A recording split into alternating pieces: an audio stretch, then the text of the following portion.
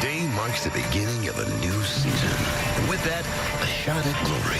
Because when it comes to the birthplace of NASCAR, anything is possible. And as these heavyweights will tell you, just keep your eyes on the prize, pedal to the metal, and the rest will take care of itself.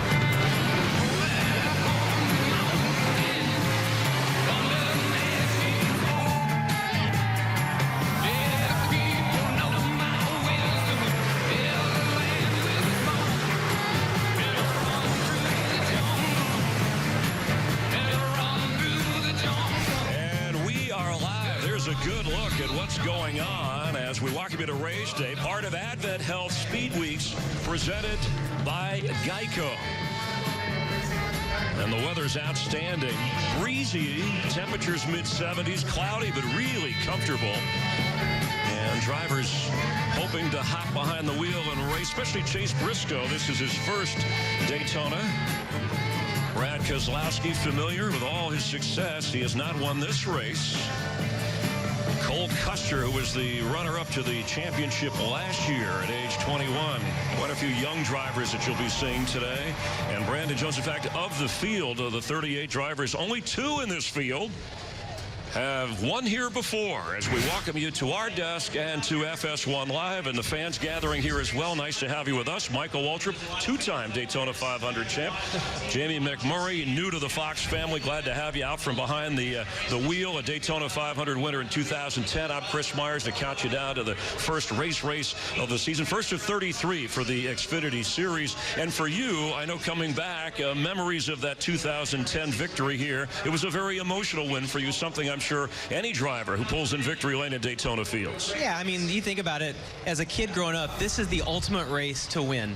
And when you finally can win that, it is an emotional experience. I went through leaving Roush Racing at the end of 2009, not knowing what 2010 was going to bring. Then I came out and I won the biggest race. It was an amazing experience. Jamie and I are both blessed to have success here, and there's a driver today that's going to drive into victory lane, get that Daytona trophy, that Daytona victory, and his life is going to be changed. This is the biggest race of the year, Chris. These guys are all set on go, and I can't pick a favorite. That's what I love most about today. Who's going to win this thing? Yeah, and before we went on, Michael said 2-time Daytona 500. Your win was cute, so you only had one. He just wanted to make sure he reminded you. I figure that's just part of my first time on TV, right? But we do have official news in that you're certainly joined us in broadcasting, but tomorrow you're going to run, and you'll see it on Fox at Daytona 500. This will be your final race. Yeah, it is, and it's going to be a little bit emotional, I think, when the race is over. But I'm so blessed that they've given me an amazing car for tomorrow. We've made some big changes. The car feels a lot better in the final practice, or the last 2 practices, than it did in the 150. So I'm looking forward to tomorrow, and what an amazing place to get to run your last one. You've done so much, so many big wins. You won it 24 hours of Daytona and the Daytona 500. I'm so thankful that you get to go out on your own terms and have fun tomorrow, buddy. I'll be thinking about it. I appreciate it. But in the meantime, shift back into the broadcaster mode, because we need you for another 30 minutes or so right here. Qualifying earlier today here at Daytona. And by the way, Tyler Reddick, who won this race last year, was the champion last year, has changed race teams from Junior Motorsports to Richard Childress Racing. And it looked like, well, he did win the pole, Michael, but then there was some drama at Daytona that affected the front row. Yeah, they had a cut tire in the between sessions. They aired that tire up, and he had to go out there on a tire that he didn't know whether it was going to hold up or not. They got the pole, but that means he will relinquish that front row starting spot and go to the back, where he'll join another potential winner, Cole Custer. Yeah, it's a really big day for Jeffrey Earnhardt. First race with Joe Gibbs Racing. I heard him say during qualifying this was the best opportunity of his entire career. So I think he's going to have a great day. It's a really good team. That's a lot of pressure, though, starting on the front row. It's great to have an Earnhardt. He said he couldn't remember his last win. He's looking for that first win. The grandson of Dale Earnhardt. He's actually, I guess Dale Earnhardt Jr. would be his uncle, so he would call him Uncle Junior, which is kind of a fun thing. We wish him luck today. I mentioned that only 2 drivers in the field have won this race before. 5 drivers will be running today, 300 miles, and then, of course, tomorrow in the running of the Great American Race, the Daytona 500 over on Fox. Brad Keselowski, Chase Elliott, and you see the others as well, including Tyler Reddick. All right, Michael's going to be doing some double duty on FS1, heading up to the booth to join Alexander to call the race. Adam Alexander is standing by with our guest driver analyst. Adam? Hey, Chris, guess who else is doing double duty this weekend? Joey Logano. No, he's not in the car, but he's in the booth with Michael and me. Good to have you back. It's the closest thing to being in the car is being up in the booth with you guys. So I'm excited about it. It's going to be a lot of fun. It's, at Daytona is anything can happen. And at Daytona, we know it's all about history. We added that legacy a year ago. Closest finish in NASCAR history. Margin of victory for Tyler Reddick. 4/10 of a second. The race last season, over 3 hours. We had 12 cautions and 5 overtimes. Those are all track records. So with that, what do we expect here today? Might be on air for a long time. Anytime you come to a super speedway, I think the model is expect the unexpected. You just don't know what's going to happen. You might have a race that runs clean and you got to make green flag pit stops, or you might have those runs that have a lot of cautions and they just got to survive. That might be a big piece of it. When I look at the inexperience in the field, I think there's going to be a lot of cautions, and everyone's got to survive this one somehow. Chris, our Xfinity booth lineup, outstanding all season long, and we're starting out with the champ, Joey Logano. All right, thank you, Adam. And perfect to have Joey Logano there with you. Next weekend, when you watch the Xfinity race, Jimmy Johnson, 7-time champ, who's had an adventurous week here. He'll be in the broadcast booth. We hope you tune in for that. We're live here in Daytona. We'll continue on our Xfinity pre-race show, a wild speed weeks. We're going to look back at some of the unbelievable finishes and already some heated exchanges. The exciting rookie Noah Gragson answers some unusual questions, so you'll get to know him before he hops in the car. Our pit reporters on the late changes. That's coming up live.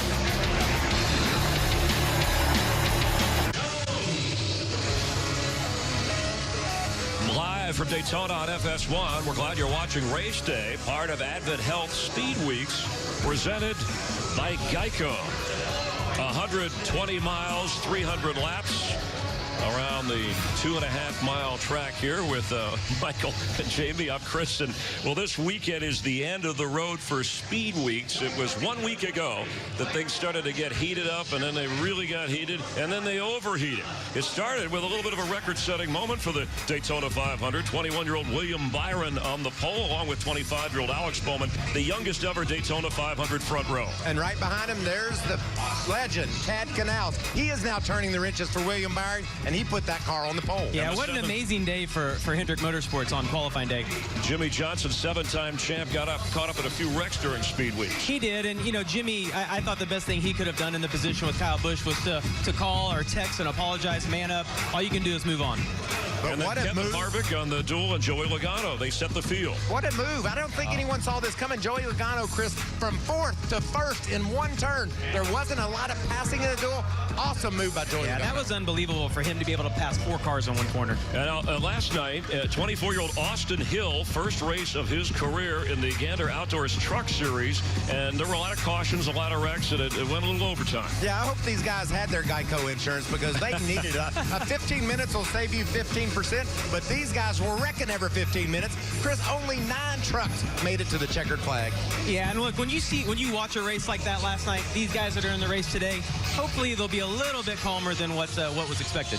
All right, and reminder on Sunday, 11 Eastern on FS1, and then live from this spot right here, Jeff Gordon, Darrell Waltrip, myself, to lead you into the running of the Great American Race. That's at 1 o'clock Eastern time. All right, last year this race, it's been mentioned already. You can't talk about it enough. It was the closest finish in NASCAR history. Tyler Reddick over Elliott Sadler, 4/10,000ths of a second. That's .0004.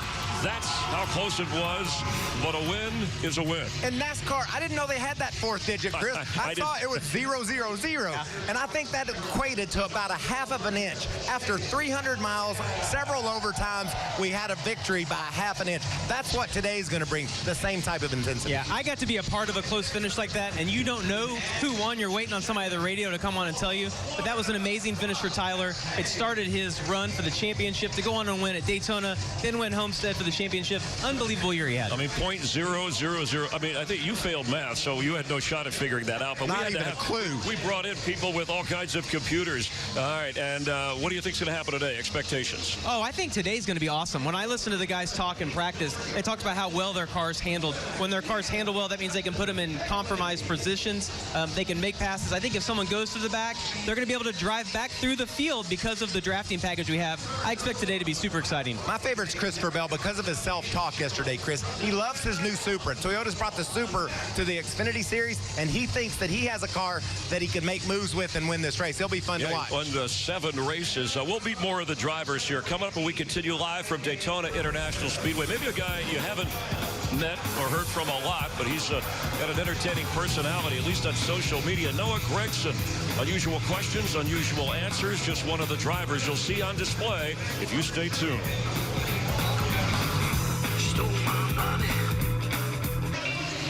Tulsa, Oklahoma indoor dirt race, 33rd annual Chili Bowl, and Christopher Bell from Oklahoma got past Kyle Larson on the final lap to win his 3rd consecutive Chili Bowl. Yeah, this is one of the biggest dirt races in the world. There's a lot of guys, Christopher Bell, Tony Stewart, Kyle Larson. It's a huge deal for them to be able to win that. And when I look at that race, and I look at Christopher Bell, he reminds you of Larson a little. I think about who he passed on the last lap. He reminds me a lot of my teammate Kyle Larson, and that guy right there has a huge future in our sport. And what about Chase Elliott? He will definitely be a factor. A couple of years ago, he came to the checkered flag, scrubbing fenders with Joey Logano to get the big win. That win here was a huge deal. And another guy that had a breakthrough year in 2018, Ross Chastain. Big night last night in the trucks as well. Yeah, and he's had an up and down last 3 months with going to come over to Chip Ganassi Racing, the whole deal that went down with DC Solar. He's now in a really good ride again. He's going to have a good speed weeks. And your 2018 champion, who's now with Richard Childress Racing. It's a little unusual to kind of win a championship and then swap teams, and he's at the back of the field once again today. And the first guy ever to win the season opener, Chris, and then close the season with a victory and take away the championship. And every story has 2 sides to it. Tyler Reddick, he won the closest race in NASCAR history, right? What about poor Elliott Sadler? He lost by just an inch, and he's not even racing today. He retired. So we're going to miss you, Elliott, but we got a lot of fun young racers in this race today.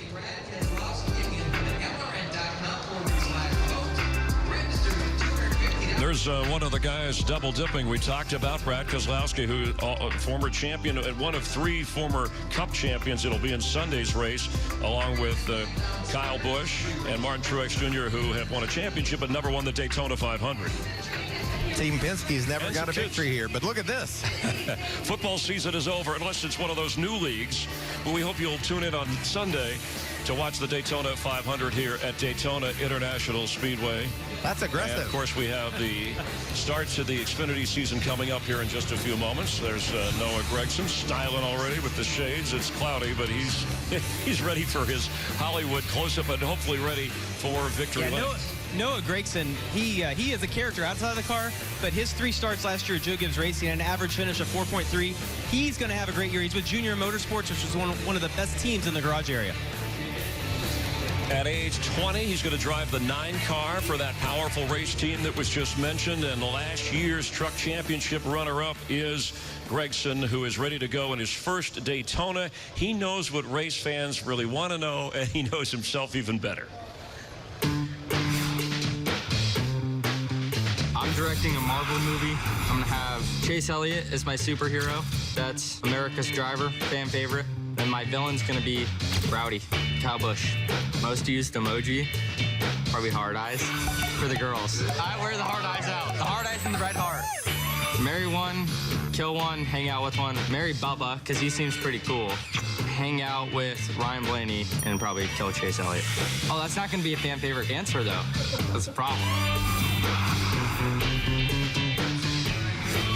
Well, you get to know him a little better, Michael, when you check out Instagram or Twitter, because on social media, he is way out there. Yeah, and he is such a fun spirit. And Las Vegas is, let's look at him, climbing mountains, running around Las Vegas, just a free spirit, loves the opportunity he's got to go drive race cars, and he shares it with all his fans. I love following him along on Instagram. Yeah, his social media is awesome. I remember this year when he won the Snowball Derby and the trying to kiss the trophy girl, the girl turning away, and then he posted it for everyone to see, which was awesome. So the Xfinity Series producing some drivers for the next level. How about some other young drivers we're watching today? Chase Briscoe, no doubt. He's a dirt racer, Chris, from Indiana. His car owner, a dirt racer from Indiana, named Tony Stewart, and he's got a dog named Ricky Bobby. You can also see Ricky Bobby on Instagram.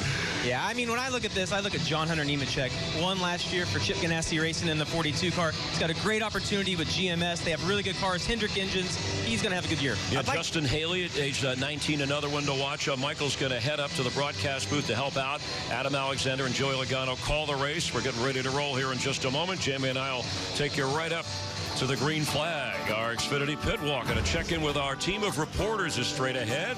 You're watching Race Day live on FS1. It's opening day, and we're at Daytona. It's Daytona Day. Danger lurks around every corner here. Big trouble. Oh, my goodness. The big one at Daytona. Gosh, that's a hard hit. Oh, no, there we go. Spinner. Back-to-back big ones at Daytona. That was a terrible crash. My goodness, are we going to have any cars left?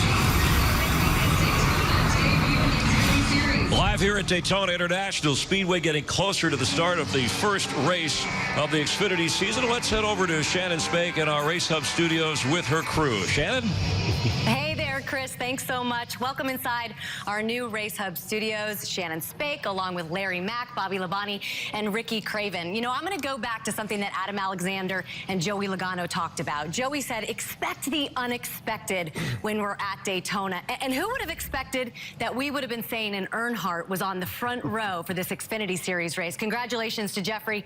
We're definitely going to be watching him, as well as some of the rookies that are in the class starting today. Some guys who are making their first full season starts. Of course, you have Justin Haley, Noah Gragson, John Hunter Nemechek, and Chase Briscoe. So all eyes will be on those guys as they've made their graduation, so to speak, from the Truck Series. Of course, John Hunter Nemechek, Chase Briscoe can already say that they've won a race in the Xfinity Series.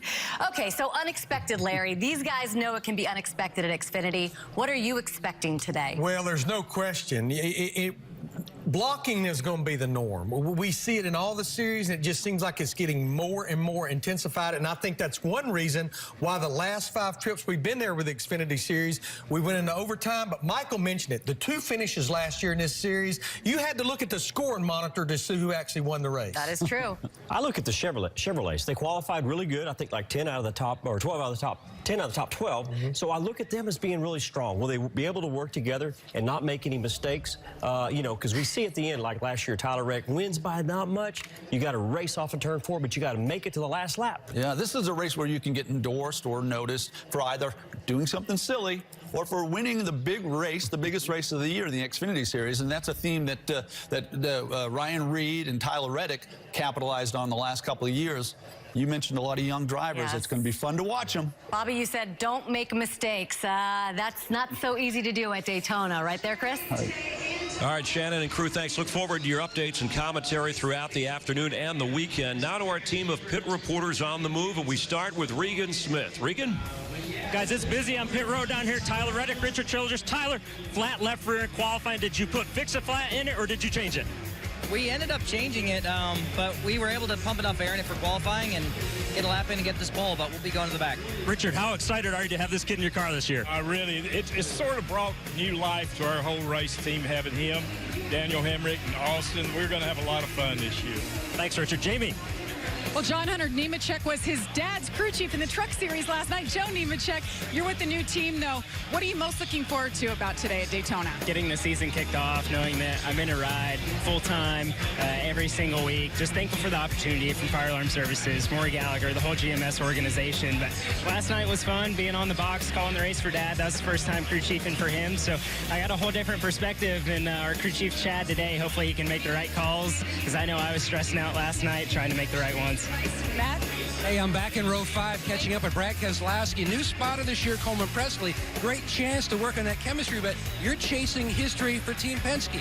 Yeah, this is a good day for us. Hopefully, we've got a great car here with the Fitzgerald Ford, and I think if we could win today, it'd be a huge win for me. I'm trying to chase Mark Donahue's Penske record. We're tied with him right now, so I need one more win, and it'd be really special to pull it off, and I think we got the effort to do it today. Now, he's going for number 60, and by the way, you know it's big when the godfather of Ford Motorsports, Edsel Ford II's here. Big day, it never gets old. Big day, and it never gets old, and now we've got Mustangs in 2 series. They both look fabulous, and I think we've got a chance to win everything. Mustangs were running wild on Thursday. Regan. Jeffrey Earnhardt starting on the front row, and Earnhardt on the front row at Daytona. That's like milk and cereal. It's pretty incredible. Now all we got to do is keep this IK9 Super up front all day and hopefully come away with a win. Thanks, Jeffrey. JB. Well, Justin Allgaier has a new teammate, rookie Noah Gragson. A lot of talk about him. But today, honestly, do you run with the rookie or do you stick with those veterans? Well, I think, you look at how the race plays out, but we've got 4 great cars here at Junior Motorsports, and I've spent a lot of time with Noah this week. I had to drive him around at the beginning part of the week, so we've talked a lot. Obviously, a lot of these rookies aren't really rookies. They've had a lot of experience in other series, and they've done a fantastic job. So I have no qualms about any of the guys on the racetrack right now. I think we just go out there, try to miss the mishaps whenever they happen and put ourselves in good position at the end of the race. But we had a really fast Brand Professional Agriculture Camaro yesterday in practice, and it was more about what the draft was going to be like than where we qualified. So I'm looking forward to today. Matt? And the guy who won the most races last year, Christopher Bell, you've got a Chili Bowl winner inside your dining room. Where would you put the Daytona winning trophy? Heck, I don't really know. I haven't thought about it too much. I haven't been very close to winning at Daytona anytime soon, or at least in the past. So I think we've got a great shot. Our Ream Supra seems to be really competitive, way more competitive than what we had last year. So I'm really looking forward to it, and hopefully we can start off the season right. All right, good luck. Chris? All right, thank you. That's what they're thinking. So, Jamie, how are you thinking? What's the best way to prepare for this race? Well, this is a really hard one to prepare for because you go back, you watch tape, but you don't know what position you're going to be put in until it happens on the track. If you make a mistake early, you put it in the bank. You make sure you don't do it later on in the race. Is there a clear-cut favorite? I have heard talk of Supras and Mustangs, but I am going with the Camaro for the win. Chase Elliott in a Junior Motorsports car. I think that's going to be a really tough combination to beat today. And we got the veteran Brad Keselowski, Chase Elliott as well. Tyler Reddick, who won the series last year. Live, the opening ceremonies to the 2019 racing season is happening from Daytona on FS1. Ladies and gentlemen, at this time, we ask that you please rise and remove your hats as the Patrick Air Force Base Color Guard presents our nation's colors.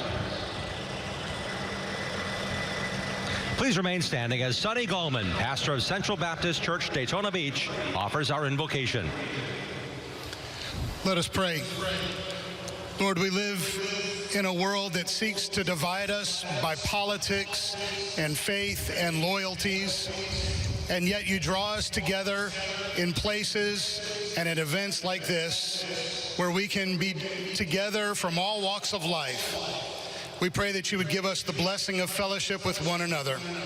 Be with the drivers and with their crews and keep them safe at this time. And be with troops around the world of every stripe and color that fight for freedom. It's in Jesus' name we pray. Amen. Here to perform our national anthem from Orlando, Florida, please welcome Gina Marie Incandela.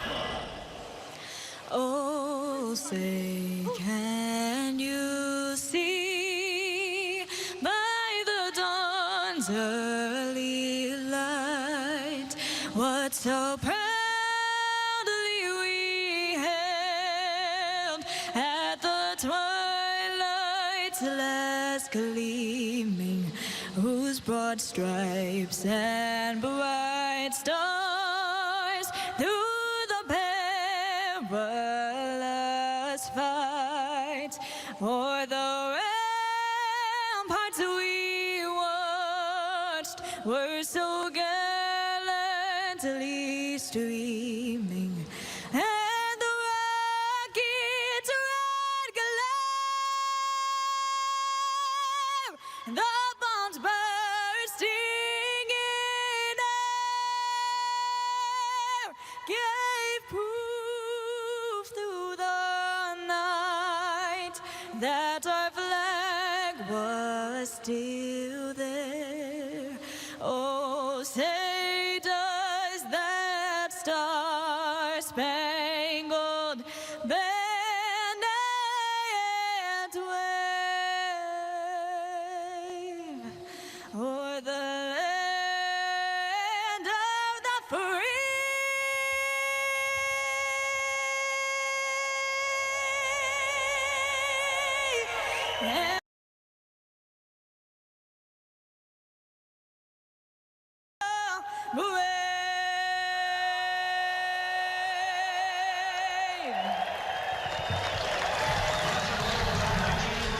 You're watching NASCAR live on FS1 from Daytona International Speedway.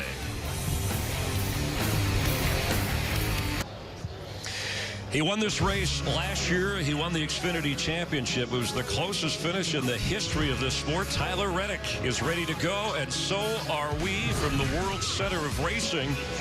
300 miles, 120 laps at Daytona International Speedway. Thanks for watching the pre-race show. Michael's worked his way up to the booth with the gang to call the race. Jamie McMurray, Chris Mars. Hey, this was fun. By the way, good luck tomorrow in your final Cup race. Yeah, thank you. I'm looking forward to it. Excited about it. I appreciate it. We're glad to have you on our team. Let's go to the team that's calling the race today. Adam, it's all yours. All right, thank you, Chris. I'm up here with Daytona royalty. Michael Waltrip won the 500, 2001, 2003. Joey Logano pulled it off 4 years ago, starts fourth here tomorrow. For a driver, race day at Daytona means what? Oh, it's everything. You know, Daytona, I always say if you want a tricycle race at Daytona, it's a big deal. When you walk into the garage area or drive through the tunnel and you see the stadium here and you look at the front straightaway, you know how big of a deal it is to win. And that trophy, man, you take that baby home and you cherish it. Walk by it every day and think about how special it is to win on NASCAR's biggest stage. We've both been honored to do just that. I can't wait to see who pulls it off today. And the biggest name in the history of Daytona, no doubt, is Earnhardt. And we've got an Earnhardt on the front row this afternoon. It should be spectacular. Oh, by the way, Team Penske looking for their first win here. Is Brad Keselowski the guy to beat? I think so. You know, when it comes to experience and knowing how to work the draft, I don't think there's a better driver in his field today than Brad. But with that being said, it's super speedway racing. We've seen how these Xfinity races go. Anything can happen. Expect some crashes at some point. You just hope to avoid them. And you know what I can't pick? I really can't pick a favorite. Yeah, Brad's great, but what about Chase Elliott? And could Tyler Reddick do it again in 2019? Yeah, of course, Reddick coming from the back. How many trucks finished that race last night? 9. We had 12 9. cautions last year. Let's not have that again. Here's the command. For the most famous words in motorsports, please welcome our Grand Marshal, VIP partner of NASCAR Racing Experience, Drew Patey. Drivers, start your engines!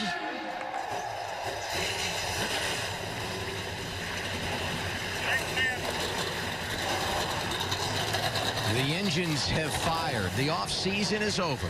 The green flag is next. As we go to break, these drivers, they've got Daytona on their mind.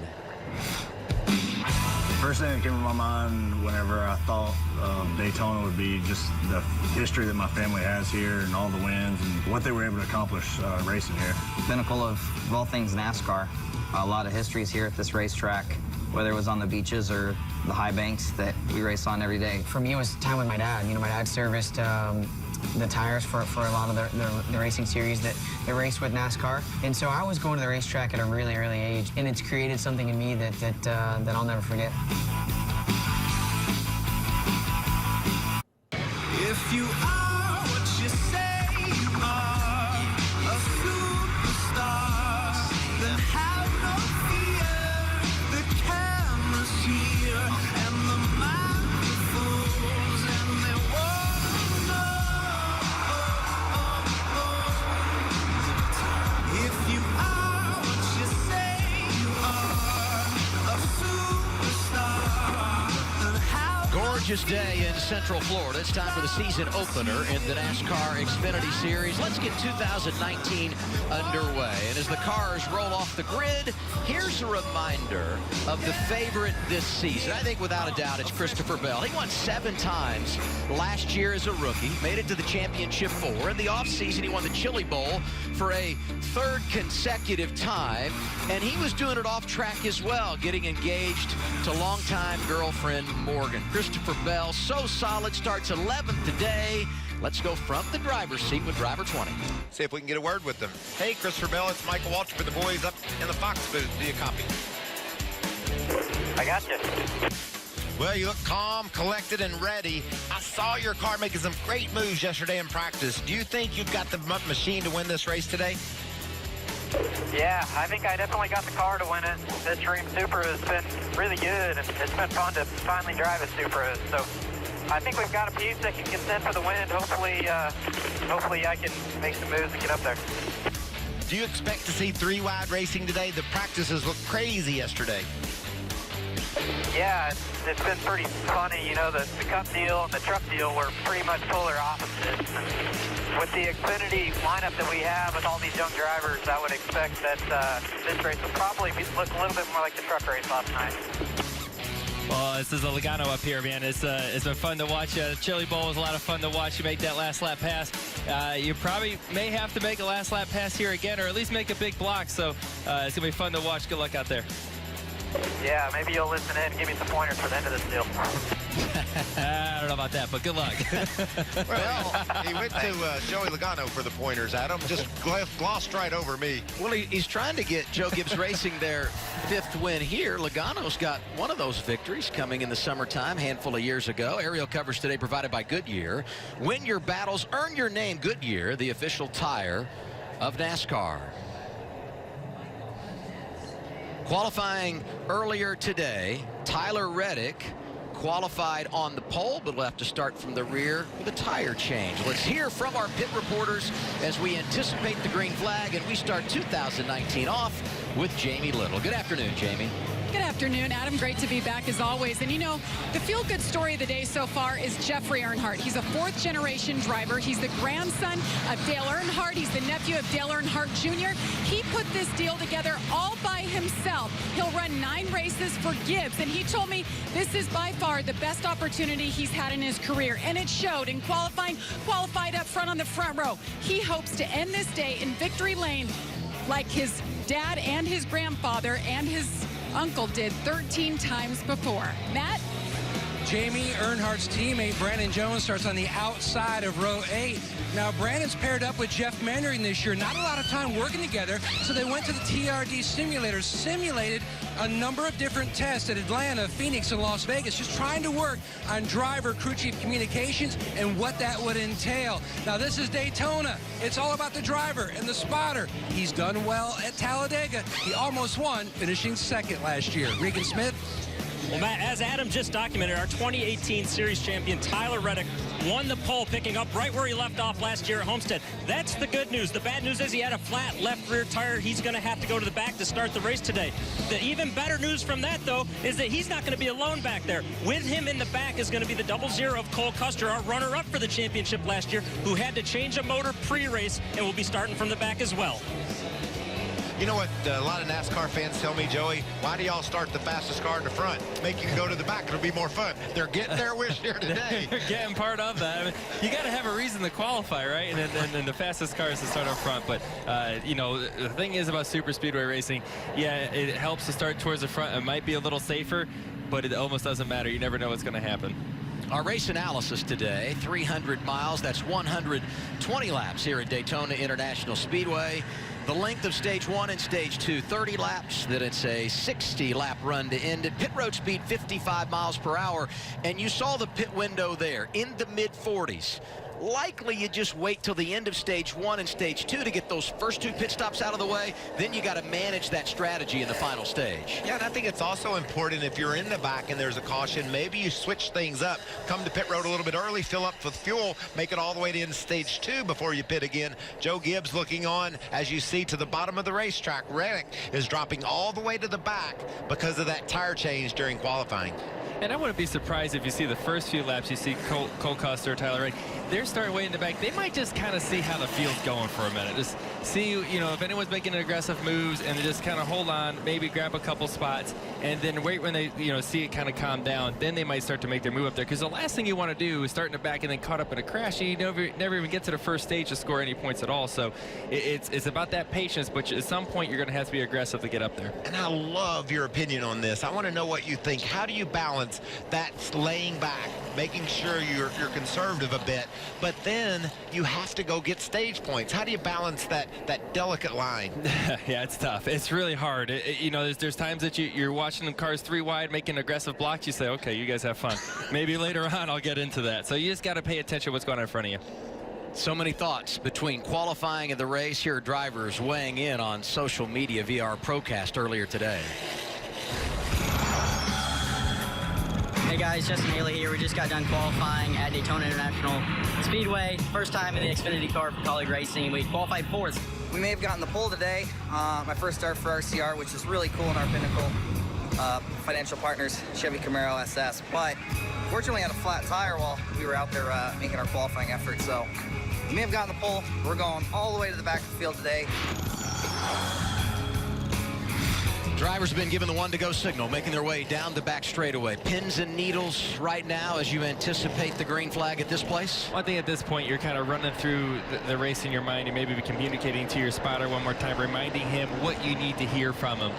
You know, looking at where cars are around you, making sure you know what clear looks like in your mirror, because you're going to have to make some last-minute blocks at some point, and you want to make sure you're precise. You don't want something like the truck race last night. You want to be the one that doesn't cause the crash. So, but you're going to have to be aggressive to be up front. So you just want to make sure you're smart and you're going through all that right now in your mind. Wind and sunshine, what will that do to upset the apple cart of these race cars? Well, I think the wind plays some effect, but you're in such a draft that sometimes you don't really feel the effect of the wind with all those cars around you, but the temperature will definitely play an effect. As these tires wear out, I was talking to Brad Keselowski earlier that these cars, these Xfinity cars, were harder to drive than the Cup cars. And when you tell me that on a hot day, look for some slipping and sliding, and maybe tires will mean more than they have in the past, and that may change the strategy up quite a bit. Tyler Reddick drops to the rear. Michael Lynette joins Jeffrey Earnhardt on the front row. Row 2, best career qualifying effort for Greg Gaulding and the rookie Justin Haley. Elliott Chastain, row 3. We are green to open 2019 at Daytona.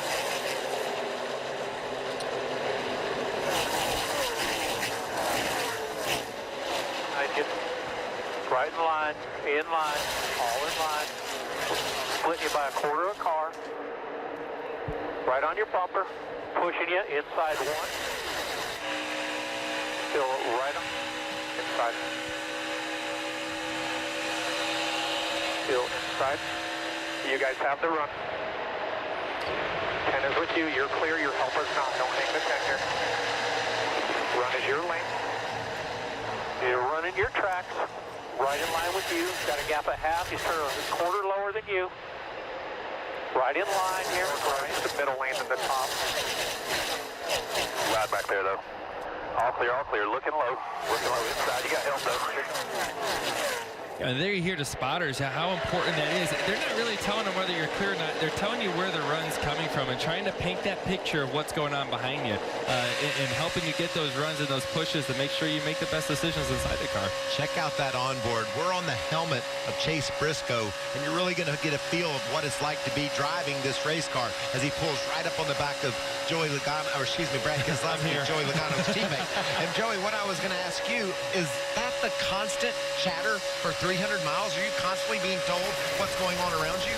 Yeah, constantly. Even when you see this single file train that looks like is being built right now up against the top side, that information from the spotter and how cars are laying back and when those runs are coming really affects on what you're doing inside the car, because you want to defend that I call leapfrog. When the car goes down to the bottom, tries to pull you back and gain a spot, you try to defend that as much as possible. But this is something I'm a little surprised to see, that they move to the top so quickly. That's you know, we haven't seen the Xfinity cars do that before. They usually stay on the bottom. This is a little different play than normal.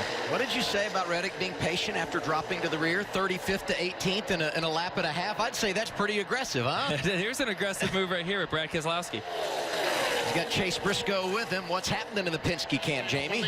Well, Brad Keselowski just got on the radio, and it sounded like he said he thinks he has a broken roof hatch, told the team to be ready. He may come down.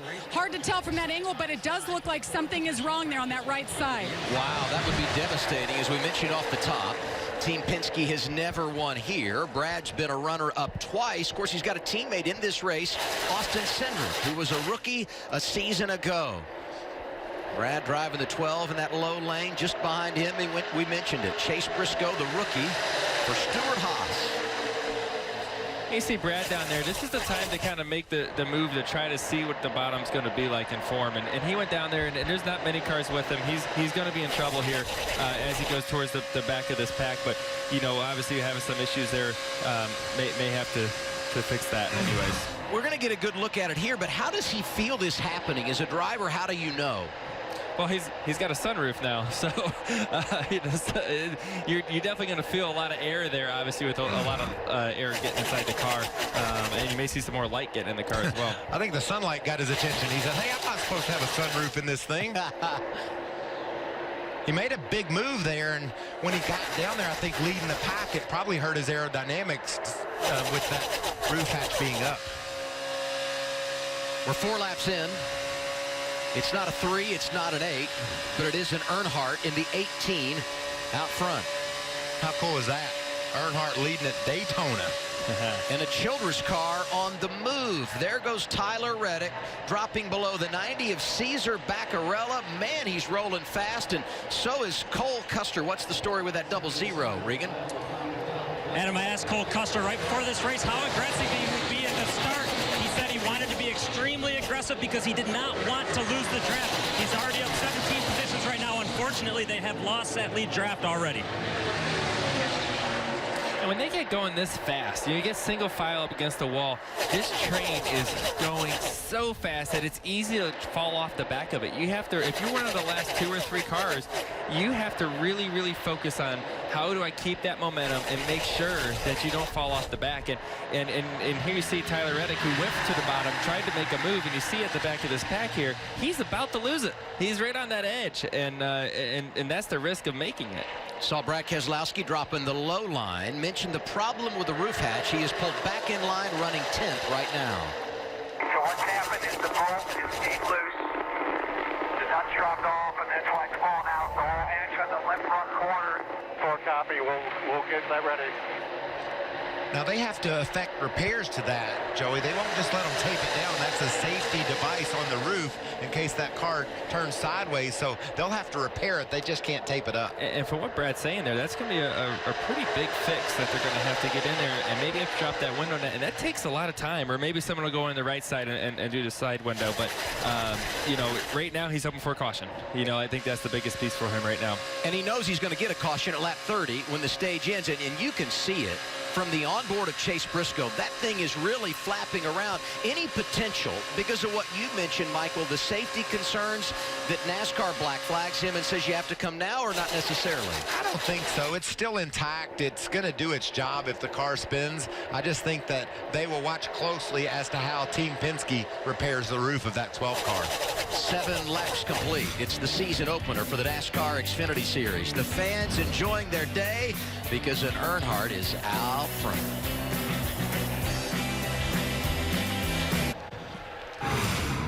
Let's rewind 21 years. February 1998, it finally happened. That classic call from Mike Joy. Dale Sr. winning the Daytona 500 with Fox's own Larry McReynolds on the pit box. That was his only win of the Great American Race. Son Dale Jr. has picked up the Harley J. Earl Trophy twice.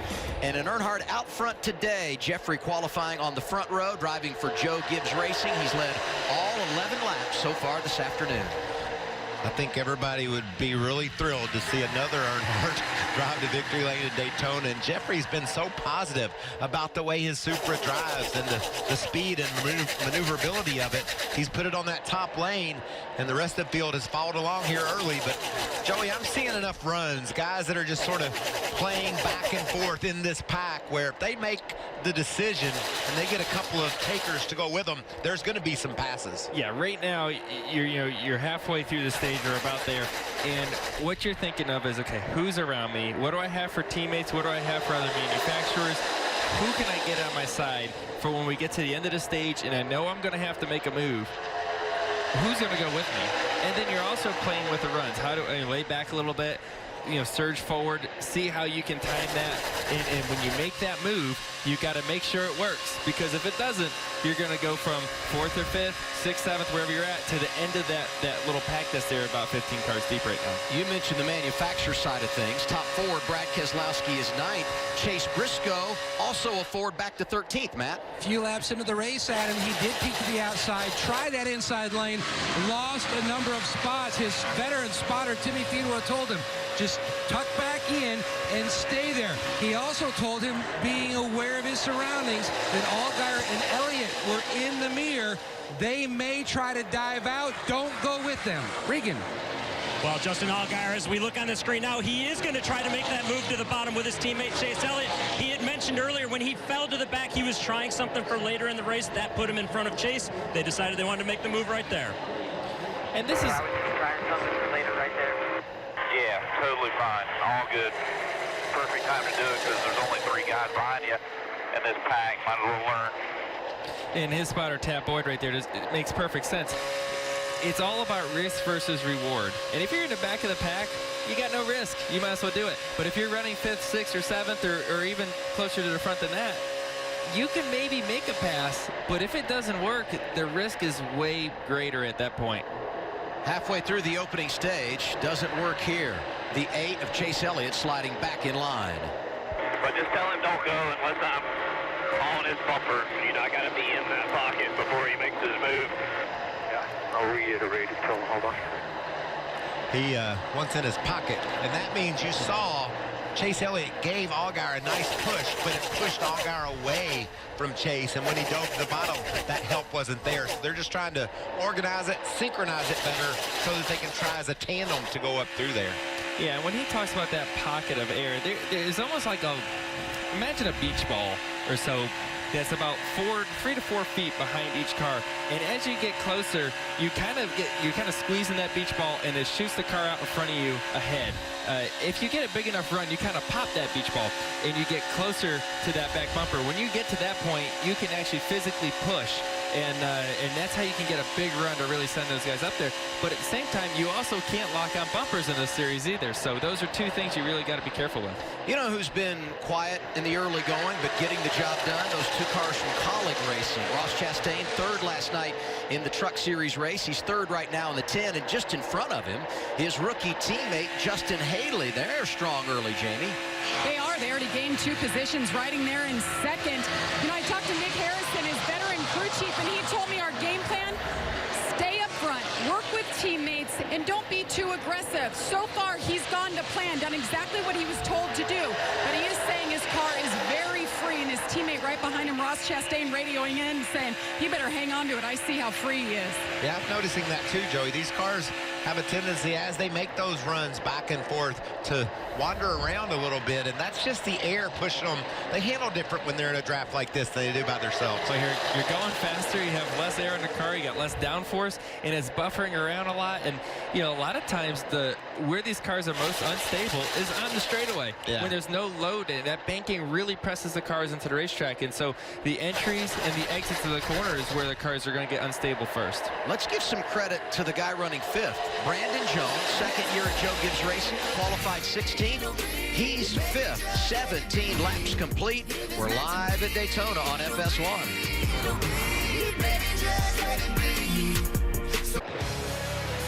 One day away from the Great American Race. It's live tomorrow on Fox. Right now, it's all about the NASCAR Xfinity Series, 21 of 30 laps complete in our opening stage. And while we were away, Cesar Baccarella kissing the wall. Oh, like just skimmed it a bit. Just a kiss. Not even a tire mark was left behind by Cesar. He was 13th here last year, driving that 90 for Mario Gosselin. That thing just kind of went to the right. Maybe got a bad pocket of air, or who knows what happened there. Working toward the end of this opening stage, and we were talking during the break, do you play any strategy? Because if you pit right now, you could make it to the end of stage 2 before you had to pit again. What's your thought process in that regard, Michael? I like taking that gamble if I'm at the back of this lead pack, because you could get on and off pit road and not lose a lap, stay out when the others pit and get that track position. Hey, I like the Gibbs cars early, all 3 in the top 7, including Bell, Matt. Looking good so far. Christopher Bell and Jason Ratcliffe, similar comments when they were debriefing after practice. About 15 laps in the draft, Bell said the car had a little bit different feel. Wasn't quite sure if it was the new Supra or if it was the new flange fit body that they're running here at Daytona. So it's really hard to tell. The car on the free side, but not bad. Regan? Matt, a lot of guys were unsure of what this race would look like today. The one guy that told me that he felt like it would go to the top, like what we're seeing right now, was Austin Cindric, one of the youngest guys in the field. But he said after practice, the way his car was handling and other cars were handling, him. He felt like this would happen. They'd go to the top of the racetrack. He's one of the young guys, but you know, having him as a teammate, he's a real student of the game. He studies his stuff hard. He does. Austin does a great job at asking questions. I can't tell you how many times last year he'd call me on the way to a racetrack and say, what do you think about this, or what should I look for? He's a real student of the game here, and you could see by his improvement over the last year or so that he's really got more comfortable behind the wheel of these pesky Fords. And Joey, that cool move, that bold move you made late in your duel on the last lap and pulled it off, was that because you were handling better than the other cars, or was that just momentum? It could be a little bit of both. Could be a little bit of both. I say it was all talent. Yeah, it was definitely that. In stage one. NASCAR crashes. A world-famous entertainment destination. For Pennzoil 400 weekend at Las Vegas Motor Speedway. Gut-wrenching danger. Insane speed. Life-changing glory. It's NASCAR's fastest weekend at America's racing showplace. Tonight, the earthquake returns to L.A. World featherweight champion Leo Santa Cruz is ready to rock his hometown crowd. It's a world title showdown. As Santa Cruz puts his belt on the line. You have got to be kidding me! Against Rafael Big Bang Rivera. PBC on Fox, live from Microsoft Theater. Tonight, only on Fox and the Fox Sports app.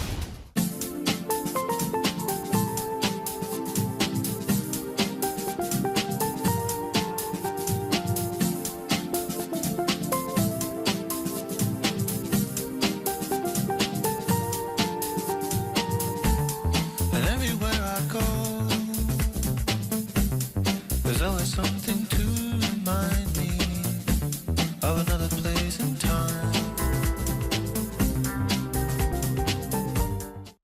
Right now, you can get 2 KFC Chicken Littles for $3. It doesn't get any better than that. Kapa!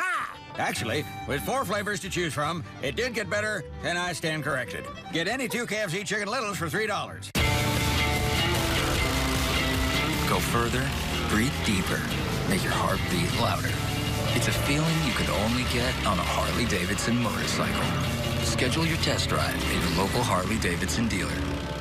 The most anticipated moment in racing. The world is revolving around what's going on right there. And it's the history of our sport. From racing on the beach to this place they got now. The place is just magical. You win a race here, it's heard all around the world. The final 20 laps, I mean, it is just all hell breaks loose.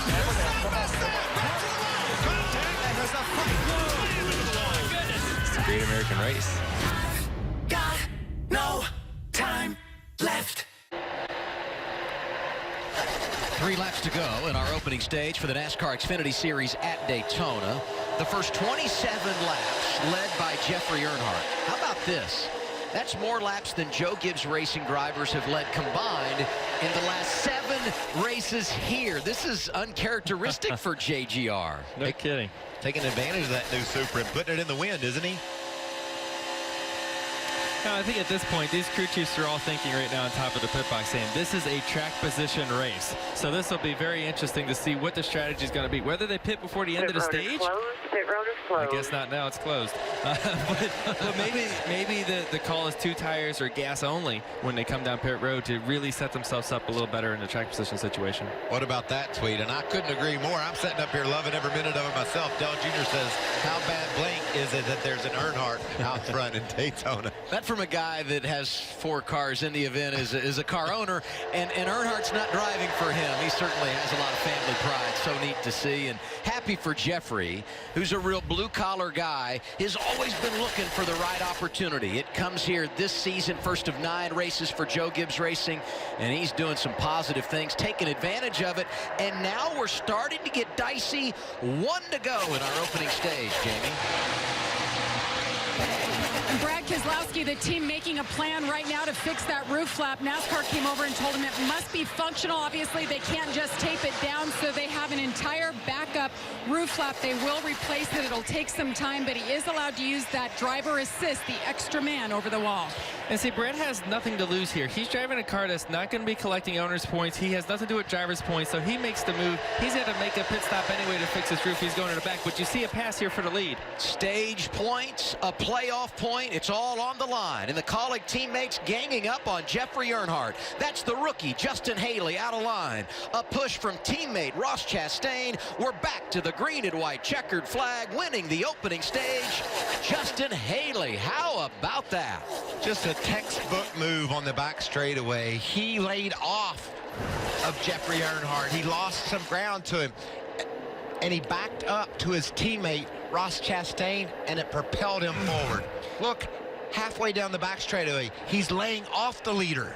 Yes, this is a plan they had in their mind for a while. And you also see the two cars behind them, how they're going to get a run, and they're going to shove all of them forward for a great run here, and perfect timing as you go into the corner at the end of the back straightaway into turn 3. He's got his teammate with him. It's hard to defend that. I don't think Jeffrey could defend that move. You knew it was coming. You knew they were working on it for the last 30 laps. That was a veteran move. That had to have something to do with spotter Kevin Hamlin. He's seen a lot of races here at Daytona. He's on the roof. He says, back up to your teammate. We think we can get the run. That was beautiful. Great move. He made a veteran move here last summer in the Xfinity car. Just went below the double yellow line, had a victory taken away. A bit of redemption for the kid out of Indiana, who, oh, by the way, last year in trucks, won a stage on only one occasion. We're back after a break.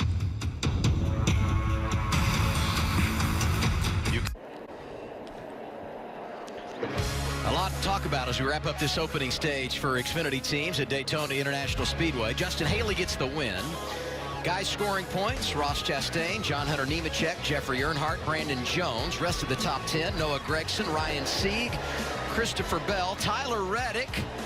Qualified on the pole, started at the back after changing that tire, rallied to finish 9th, and Austin Cindric completes the top 10.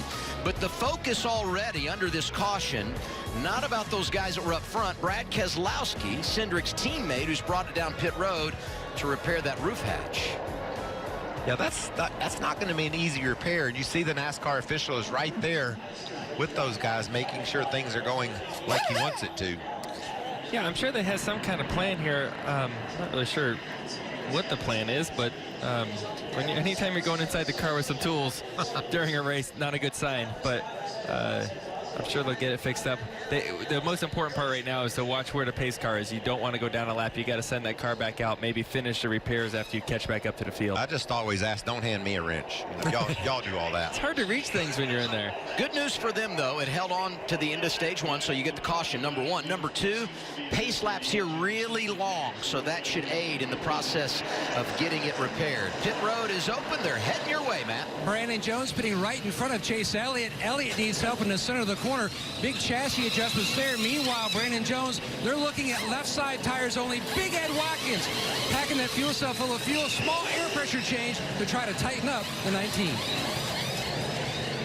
Jamie. Justin Haley in the 11 took the lead right when it counted. It was right sides only, just waited enough on fuel. Regan? John Hunter Nemechek's race car has been too tight on the exit of corners. He wants an adjustment to free that up, but not to free the middle up too much. 4 tires for him. Ross Chastain came in running second, overshot his pit stall. He will lose a ton of track position. A lot of these guys going with 2 tires. Christopher Bell +7. That 20 team delivers on the opening stop of the season. We're back to Daytona in a moment on FS1.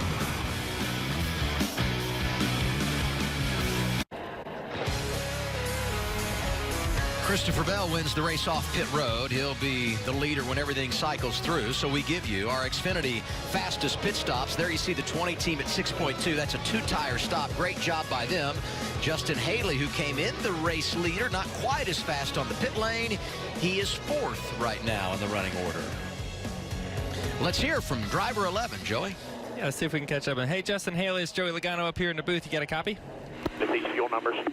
Yeah, I got you. Hey, man, that's a great move at the end there.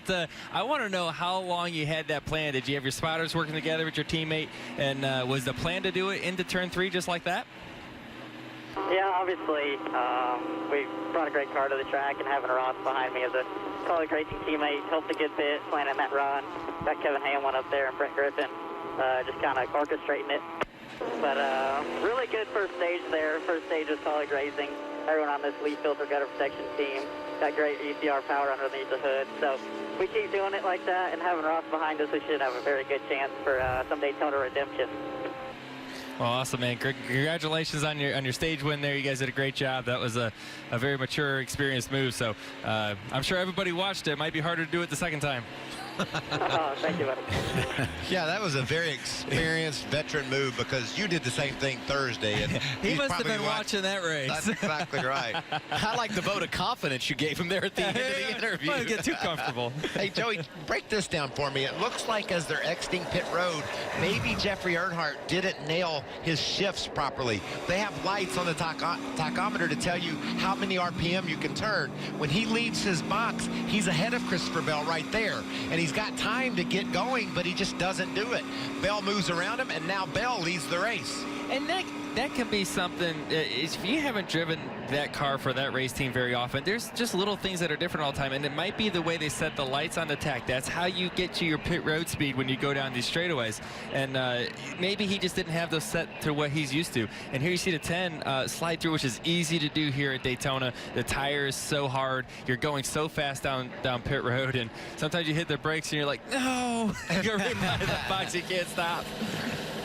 So they continue to repair Brad Keselowski's vehicle, and he's going to have to rally from deep in the field and make up a lap here in this second stage or as we go down the stretch this afternoon. Other problems on this opening cycle of stops. Noah Gragson was speeding.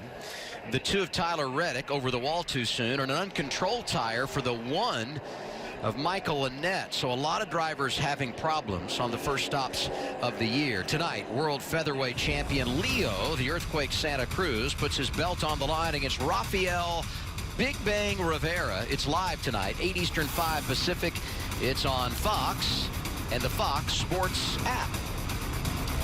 If I were you, Joey, I would stick to racing. Don't get in the ring, okay? No, just a few times after the race, but not very often. You know, and if you're a crew chief or a crew guy, first stop of the year, Ross Chastain comes in too hot and slides through. I'd rather my driver do that than come poking in there. That tells you he's set on go. He wants to help the crew, give the crew all the advantage he can, and he just overshot it a bit. Yeah, and his pit crews are so important, you know, to get in that track position. But the driver has a big piece on pit road too to really maximize it. But there is that risk of going too far. Problems as we saw there for Jeremy Clements, driver out of Spartanburg, South Carolina. We'll follow up there. And also, what's the latest on Brad Keselowski, Jamie?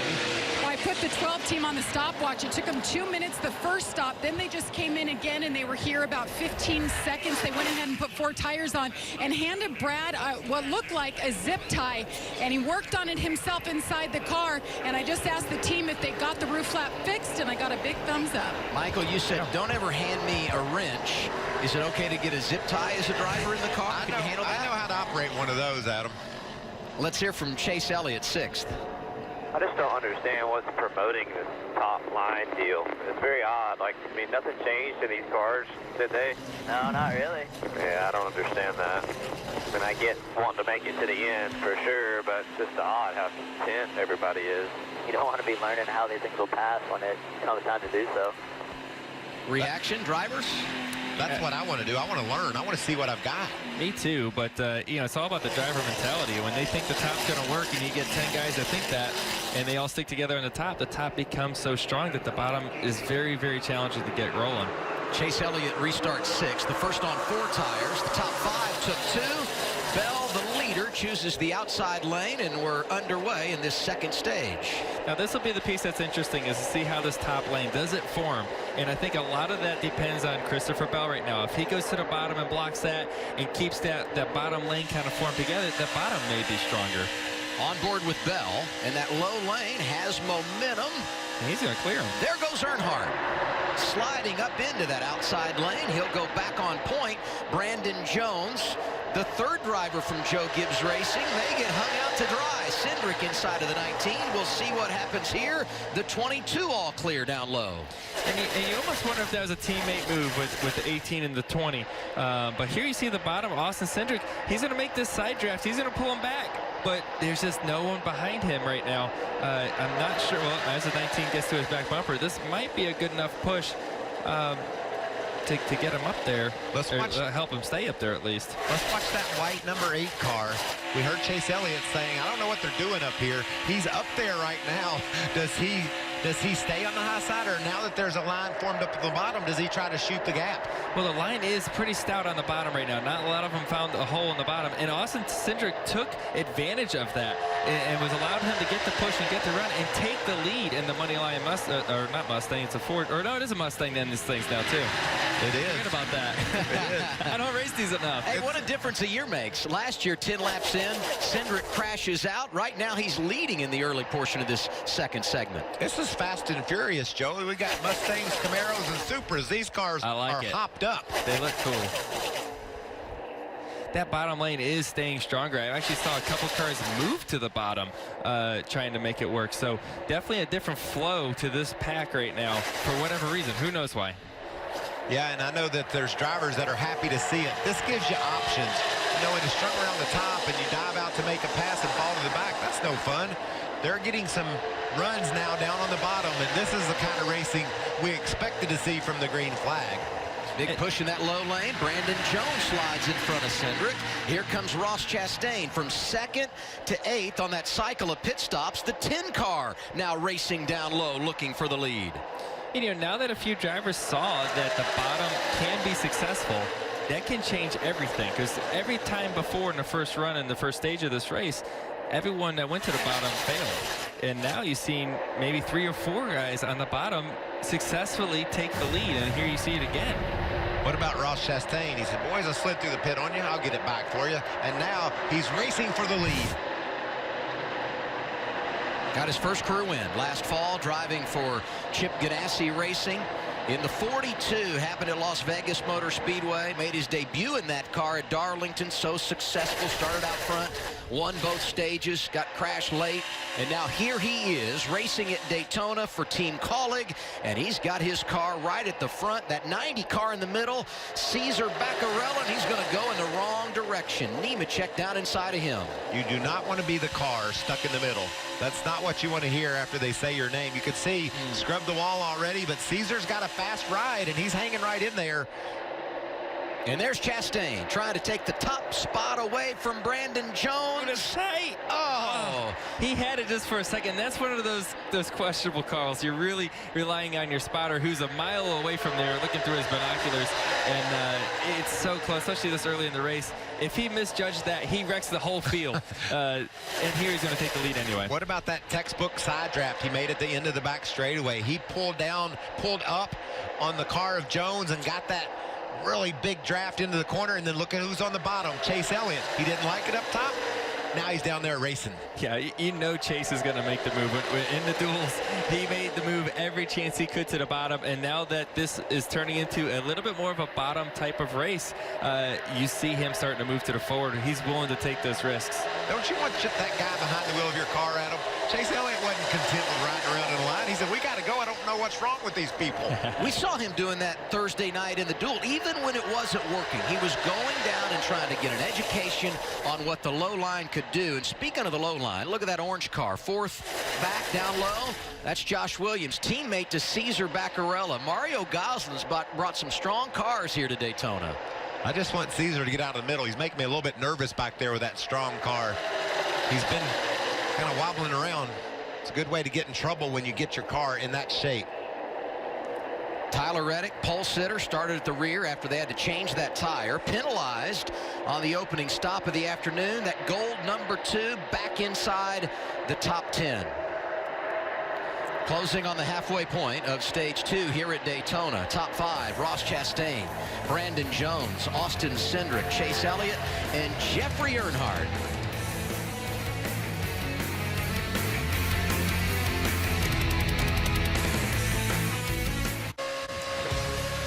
13 laps to go, stage 2 for the NASCAR Xfinity Series here at Daytona International Speedway. Our Ford Performance Track Facts. Ford has won 3 of the last 8 Xfinity races here at Daytona. And Ryan Reed, how about this, is the only Ford driver with multiple victories at the World Center of Racing. He won the season opener in 2015 and 2017. Best Ford today, Austin Cindric. He is 3rd behind Brandon Jones and race leader Ross Chastain. As they come back to the start-finish line, we crank it up on FS1.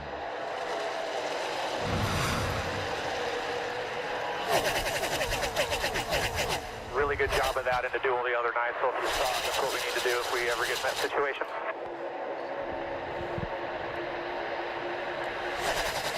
End of the stage, they start forming a line behind him. Maybe we can get down in front of him. Quarterback, halfback.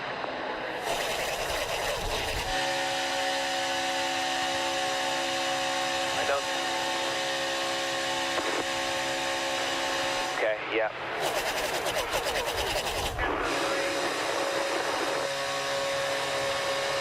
I see it. Some of them are going to start peeking out for air as well. Just don't follow them down. On the car right now. Then. Not so delayed, tight, turn it off the wall.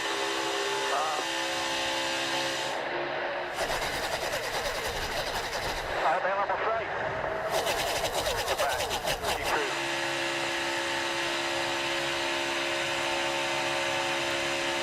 For 220 over 235.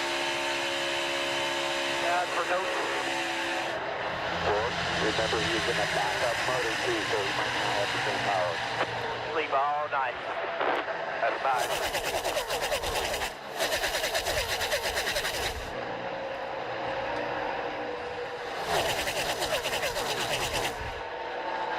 Down now to 10 laps remaining in stage 2 for these Xfinity cars at Daytona, and it's Ross Chastain out front. Quite a debut over at Colleague Racing, Jamie. It really has been so far. I talked to Ross and the team. Chris Rice is now the president of Colleague Racing, and I asked him about him, and he said, you know, Ross has a lot to prove after the heartbreaking news that he lost his ride at Chip Ganassi Racing. He wouldn't be running that 42 full-time. He worked a deal for 3 races with this team, and then he'll run for JD Motorsports in the 4. But their goal today, be aggressive, go for wins. This isn't a full-time ride. Let's just go for it. Regan? Well, a couple spots behind Ross Chastain. Austin Cindric, his goal today was to just go out here and make laps and earn the respect of his competitors. He's had a very difficult time down here at Daytona. A couple years ago in the Truck Series, 1 lap. Last year in the Xfinity Series, 10 laps in this race. And then in the July Xfinity race, he ended up on his roof. He wants to see the end of this race. So far, mission accomplished. You guys talking about a Chevy and a Ford there. The Toyota's strong early. Brandon Jones is 2nd. Jeffrey Earnhardt, Christopher Bell as teammates, also in the top 5. We'll put the checkered out in stage 2 in a moment. Beautiful day in Daytona Beach, Florida. Aerial coverage provided by Goodyear. Win your battles, earn your name. Goodyear, the official tire of NASCAR. Down to 5 laps to go in our second stage. Ross Chastain leads it.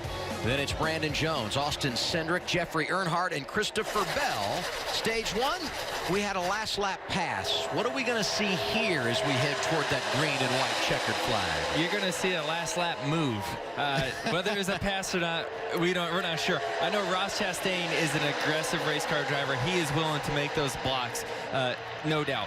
And what I see behind them, you see Jones, Earnhardt, Bell, 3 Gibbs cars. I think they're going to work together to try to form a run to make a move on Ross Chastain.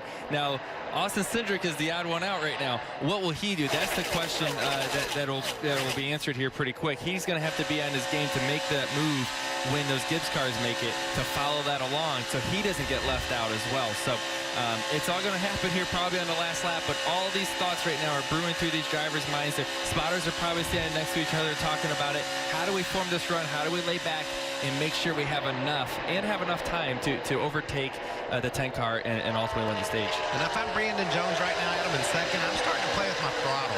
Backing off a little bit, trying to bring myself back to the nose of the 22 of Cindric. You've got to have that gap. We saw it pulled off perfectly at the end of stage 1 by Haley. Jones needs to start trying to play that gap and make it a little bit bigger so he can get that big push if he's going to be able to make that move. And we haven't seen him play with that yet. He's kind of kept this constant gap right in front of him, which is a little surprising. You think, okay, he tried to get it, because you got to time this right. You don't want to just do it in the middle of the straightaway somewhere. You want to do it the right part of the racetrack where you can really take advantage of the curves on this racetrack. So that's kind of, I would think he'd be practicing that to make sure he gets to run at the right time, but he's not right now. And some of that's just an experience thing, right? For a lot of these drivers, they haven't been put in this situation before where you're running single file against the wall, and you got to have these thoughts going through your mind, because this move's going to happen really quick, and it's going to come out of nowhere. A couple of other stories to keep in mind as we come back to 2 laps to go in this second stage. Tyler Reddick, as we said, won the pole, dropped to the rear with a tire change, had a pit road penalty when he pitted at the end of stage 1. He has worked his way back to 6, so he's got a great day. The double zero of Cole Custer started at the rear. Trying to get the run. He too is working toward the front, up to 13th, and Brad Keselowski, who went a lap down making repairs to that roof hatch, he finds himself 1 lap down, but in the free pass position. Look what Chase Elliott's doing. He's forming in his own gang and trying to attack and get to the front. They're making some good progress. Now right there, he just broke the 20 off the 18, so now you don't have those teammates really working well together unless he's able to clear him. But right now the 20 can't go to the bottom. The move has to happen here pretty soon. You have 3 cars down there. That's a pretty good pack. If Cindric can get a run right now, that would be a great time to try to go down there and maybe drag the 18 with him. Look at Allgaier trying to get that side draft, right? He is so aggressive in that bright orange number 7. It's forming. Can the 19 gap back off the 10 of Ross Chastain and make that move from the 2nd position? There you see Ryan Sieg digging on the bottom as well. Still out there, Camp. Still out there. And I don't see any runs forming right now. It seems like everyone's just that 3 feet apart. I'm surprised. Oh, here comes a run. 11's closing that too quick. Too quick. Cindric nearly got sideways. I think it was at the bumper of Jeffrey Earnhardt, Adam. Those cars made some contact, and you see Earnhardt lost some ground. Can he get there? Chastain leading it back to the finish line in stage number 2. Colleague Racing going to sweep the first 2 stages. Stage 1 to Justin Haley. Our 2nd stage winner is Ross Chastain. 5th career victory in a stage. Why did no one go for it right there? That was my question. There was so much opportunity. I was watching, I was like, turn, do something. And then there was just, everyone was just staying where they were at. Watch this big push to the 22 from Jeffrey Earnhardt. About Rex Cindric. He really wobbled there. That took their momentum away. Yeah, it was really the push he needed, but because it got the car unstable, it probably didn't give him the run he needed. Top 5 stage 2, Chastain, Brandon Jones, Austin Cindric, Chase Elliott, and Jeffrey Earnhardt. Jeez. Tell me what the celebration looked like last year. Championship's over. How was the celebration? Well, I honestly didn't have a lot of time to celebrate. The day after I get home, my cat wasn't feeling well. I was at the emergency vet all day long. It was kind of a scary moment. I won a championship. I was worried I was going to lose my cat. What are you going to be doing when you're 50 years old, racing's all done? I hope I'm going to be working on cars. Maybe I have my own place where I, fix cars, older cars, newer cars. I'm going to have some involvement with cars. That's just what I like. Growing up, give me one thing you missed out on because of racing that you wish you wouldn't have. I didn't go to high school like pretty much everybody does. I didn't get to do the prom, those kind of things. Wait, no prom, no dancing, none of that? No, I'm definitely not a dancer. That's why I sit in the seat for hours at a time, just bring my hands and my feet. Tell me about this beater car that you have. What's the story behind it? Well, it was about a mile down the road. An older lady had it at her mobile home, picked the car up from her, bought it, $1,000 cash, and I've been slowly bringing it back to life. It'll be back on the road soon. Awesome. Thank you, Tyler. Absolutely. Thank you. Walking and talking with Regan Smith. Truth is, Regan didn't have a date to prom either, so, turnabout is fair play there, huh? I tried to give him a hard time about it. Reddick's had a nice day. It hasn't been easy, but the defending champ, defending race winner is kind of putting the pieces together as we work on this final stage, Michael. Well, you can overcome a lot of things with a fast car, Adam, and that was the fastest car in qualifying, and Richard Childress Racing always brings hot rods to Daytona. And that car will be one you'll have to beat if you're going to win this race today. So pit stops to end stage 2. Chastain leads him down. Then it's Jones and Cindric, Matt. Chris Lambert, Jones's spotter, told him that they had a plan, but another car pulled down at the wrong time and ruined it. You can see they're going to go to the right side. Remember the previous stop, left side tires. Brandon says the car really good. Didn't want any changes. Jamie? Ross Chastain in the 10 took right sides only. Then he got this stage win. The car is good a little bit free, but he said he's in his habitat. It's perfect up front, Reagan. Austin Cindric's race car has been good, just a little bit too loose in and off when he's getting side drafted, and he doesn't want bump drafts into the corners. 2 tires for him. And the race off pit road, again, going to go to Joe Gibbs Racing. This time it's Brandon Jones. He and Cindric up a spot. They take 2 tires, and Tyler Reddick continues his climb. 3rd is where he is, exiting the pit lane. The final stage from Daytona, it's on the way. Just over 50 laps remaining for the NASCAR Xfinity Series here at Daytona. The season opener in 2019. Let's hear from Ross Chastain, winner in stage number 2. Hey, Ross, it's Michael and the boys up in the Fox booth. Do you copy, buddy? Sir. Well, you've had about a textbook race on the track. That move that you guys, your teammates made to win stage 1 was beautiful. And then the dash to the checker flag in stage 2. It's been all about you today, buddy. Well, I'm going to turn the tables on you there, Michael. It's all about Nutrient Ag Solutions today, man. We got the ag car out here, and you guys know my heart's in agriculture. I'm an 8th generation farmer, and they gave me this opportunity with colleagues. They stuck with me, and can't thank them enough. I know you're an ag guy, and I love that about you, but I love your spirit and your aggression. How are you going to race back to the front? Well, we got 4 Mr. Feelgoods on her now, and that'll set us up pretty good for later.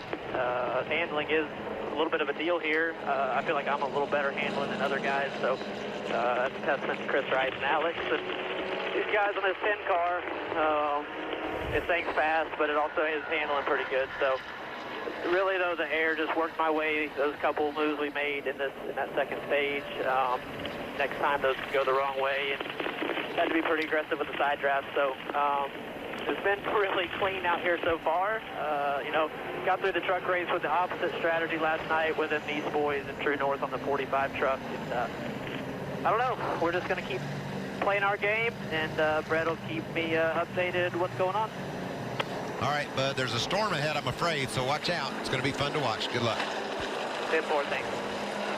You talk about a dream come true. A Florida kid leading here at Daytona drops back to 10th.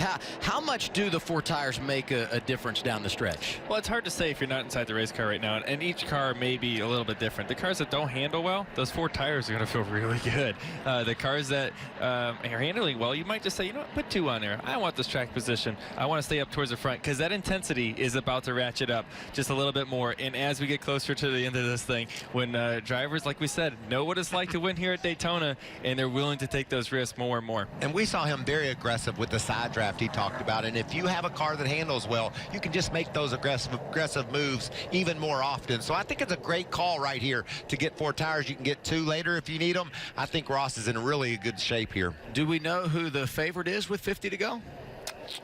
Nope. Okay, we answer that. Hey, Brad Keselowski is back on the lead lap. He got the free pass, so I'm sure he'll be a part of the mix as well. And now our Xfinity fastest pit stops. This time it goes the route of Junior Motorsports. Noah Gragson comes off at 6.2. Chase Briscoe just over 7 seconds there for SHR, and those guys obviously taking 2 tires there. And it looked like some more problems there for Brad Keselowski. We'll follow up. First, let's hear from drivers that had some issues.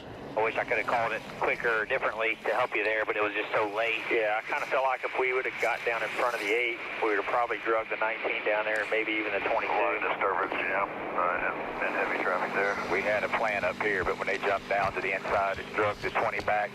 Killed us. I didn't want to be the one to try to make a move there to the end and do it early. Those were crew chiefs, drivers, spotters talking about their plan at the end of stage 2 and how they didn't come to fruition.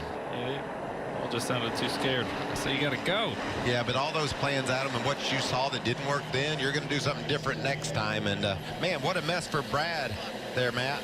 5th to 20th for Chase Elliott. An issue during his pit stop. The whip hose, which is about a 24-foot or 24-inch extension from the impact gun, the Paoli gun system, the fitting broke. They had to use the other air gun that went over the wall to try to complete the stop. 4 tires, but this helps set him up for later of possibly 2 tires, Jamie, for pit strategy. Well, Brad Keselowski thought the roof hatch issues were behind him, but as soon as he pulled out just this last stop, he said it just popped open. He said, guys, I've got a convertible here, and literally that hatch was all the way flipped back. So now they've taken that back up, and they're trying to get it secured inside. But it wasn't just an issue on the left side. He had problems with the right side as well, so we'll keep our eye on that. Well, this is an unfortunate break. It developed really right from the green flag. Went a lap down repairing it at the end of stage 1, got the lap back at the end of stage 2, and he's still sitting on the pit lane as the field comes through the tri-oval to get the green flag and begin our final stage. Front row, Brandon Jones, Tyler Reddick. We are green once again.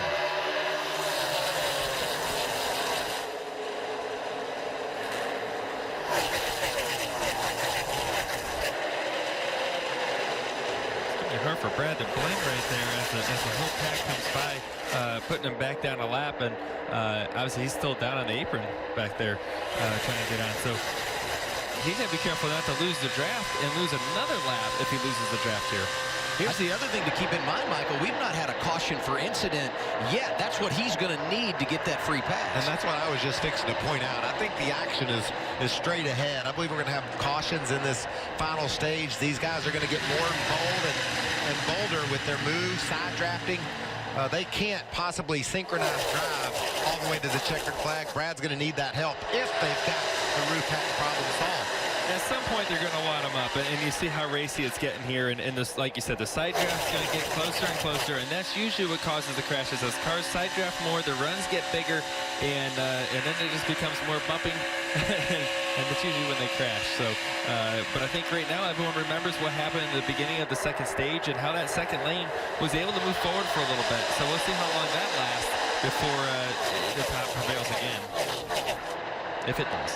You know what breaks up that bottom line a bit is when somebody takes you 3 wide. You lose momentum. One guy goes forward, but it hurts others. You see Chase Elliott, he had some problems on his pit stop as we covered. He's going to be really aggressive down on the bottom, makes that move. Good for our roof flap. And that's from Brad Keselowski. Talking about the debris. I'll let you know when we get the white cross. And leading that lap, Tyler Reddick. What an adventurous day for the kid out of California. Reigning champion has found his way back to the top spot at Daytona. Of course, he won that thriller here a season ago, as you saw the result of Brad Keselowski's car and that roof flap that's blown away. Brad, you know this, Joey, you know this very well. When you put the fastest car in front, and that's what Tyler Reddick was in qualifying, that's going to pull that top line ahead even further. He has some fast cars, but you still have a lot on the bottom there. But you have a new group of teammates up there, the Junior Motorsports cars, Noah Gregson, Justin Allgaier up there running. So you got a new little group up there that we haven't seen all day yet. Cole Custer 8th, started at the back, changed engines. He's circled to the top 10 for the first time this afternoon. There's still a lot of cars on the bottom. I wouldn't bail on the bottom yet. I think it still can prevail and maybe grab a few spots as cars stay committed to it. And that's really what it takes. It takes discipline. You got to be able to stick with it, and because as soon as a couple of them fall up into the top lane, or if you put another car 3 wide, it totally kills the bottom lane. What about that run by Brandon Jones? He's up beside Reddick now, pulling that inside line along. Jeffrey Earnhardt still contending up inside the top 5. Ryan Sieg making noise down in that bottom lane, scoring the top 10. And there's a caution. We'll save it here then. So they're going to pick up that debris that came off the 12 of Brad Keselowski. And we said it earlier, Team Penske yet to win a race here in the Xfinity Series. And I would say, Brad, the overwhelming favorite following practice yesterday and again in the garage this morning. It would appear if they're going to get it done today, it rests on the shoulders of Austin Cindric, who was penalized on that last cycle of stops and right now finds himself 20th in that 22 car. See Haley saving some gas there. What's your job as a driver, Joey? Just save as much as you can all the time, because you seem to see more guys shutting their engines off now than ever. Well, you just never know. You know, as this race comes down to the end, it's a good chance there's going to be a green white checker, and you want to make sure you got a little bit left in there, and maybe it makes the pit stop quicker. If you're doing a fuel only, if you have more car in it, your pit stop's quicker. So those little things must help out here and there. Some sad news in the NASCAR world today. We found out this morning that Sam Bass passed away, NASCAR's first officially licensed artist. He designed trophies, paint schemes, helmets, and track programs. Our thoughts and prayers to the Bass family. Sam was 57 years old.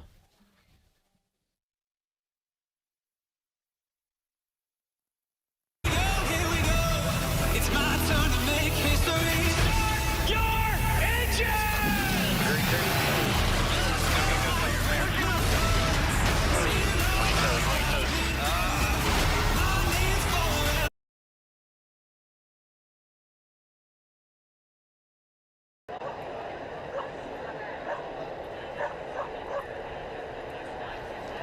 Caution out for debris here at Daytona. It's our third caution of the day. The first two coming at the end of stage one and stage two. A little recap on what's happened here so far. Last lap move ending that first stage put Justin Haley as the winner.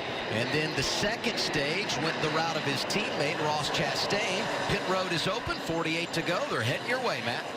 Most commonly used phrase up and down pit road, do not slide them. They're going to jack up Chase Elliott's car so they could try to get it full of fuel. He's away. Big Ed Watkins packed that 19, Jamie. The 18 and Jeffrey Earnhardt having the race of his life. It was fuel only there. He's been running top 5, Regan. The 2-car of Tyler Reddick comes in. A nice recovery after an earlier pit road penalty. Fuel for him. And there was contact on pit road. Gray Gaulding hit as he was coming into his pit. He got hit and turned around. We'll follow up on that. Meanwhile, Tyler Reddick still sitting on pit road. And there you see Gaulding driving for Bobby Dotter. It's SS Greenlight Racing. And here's what happened. He's coming in. Justin Haley going out. Got him in the right rear. How much damage did that do to the right front of Haley's machine?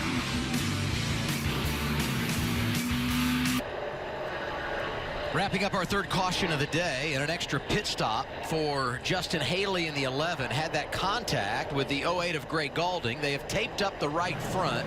He'll have to hustle to catch up the rear of the field, and likely will not get there because we are set to go green. We'll do so with 45 laps remaining. Nearly everyone pitted there to at least get fuel. Brandon Brown did not. He leads in the 86 and takes the outside lane. Got a three-way restart here. I was just something about the restart that everyone was trying to figure out in the lineup there. And then you see Noah Gregson up there 3 wide on the outside. I don't know if that's the place you want to be right now. Hopefully he can find a hole.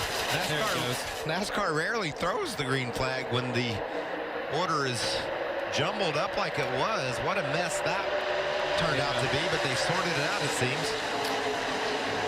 It's Michael Annett in the 1, jumping to the race lead. Of course, he drives for Junior Motorsports. Got a new crew chief midway through last year. Travis Mack told me yesterday in the garage that time together ending 2018 should pay big dividends as we open up this campaign. And right now they're leading at Daytona. Got their teammate right behind him. That's Justin Allgaier. That's the good news for Junior Motorsports.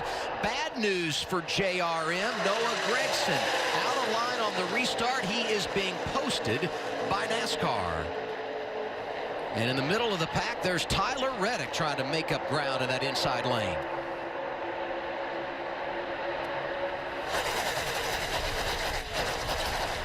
You know, for Noah Gregson there, I think it's just a pass-through penalty.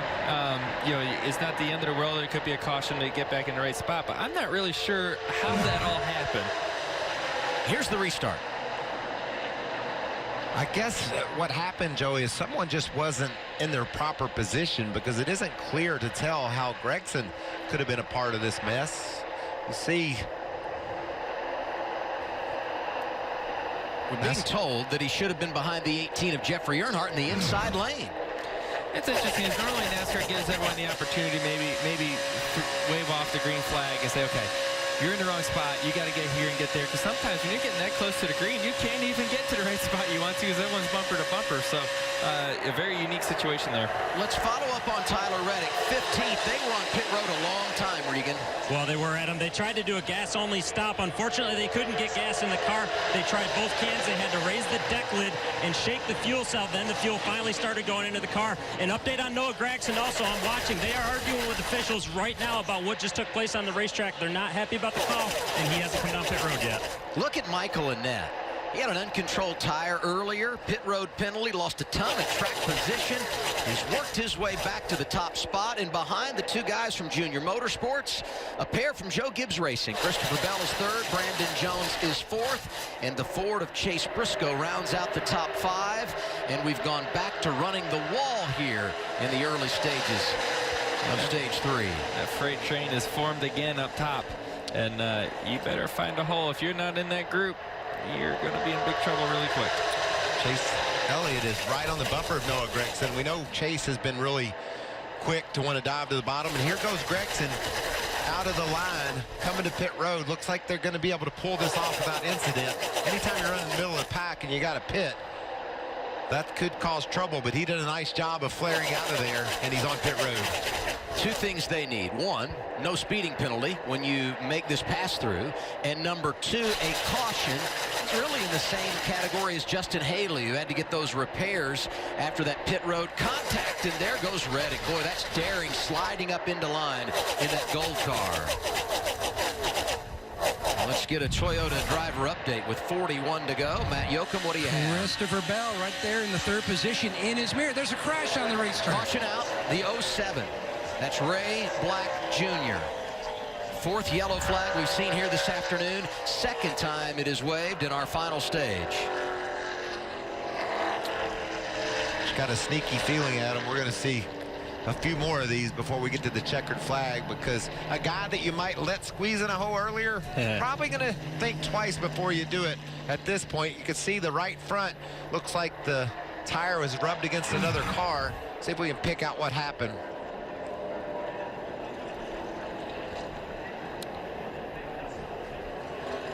Oh, yeah, as you see back there in the back of the pack there, it looked like the 19 trying to get in line and just misjudged it a little bit. And I believe Ray Black Jr. was just the innocent bystander in the wrong place, wrong time. And, you know, good news, he didn't hit anything, but he does get some nose damage right here as he shovels into the grass. So hopefully it's not that bad.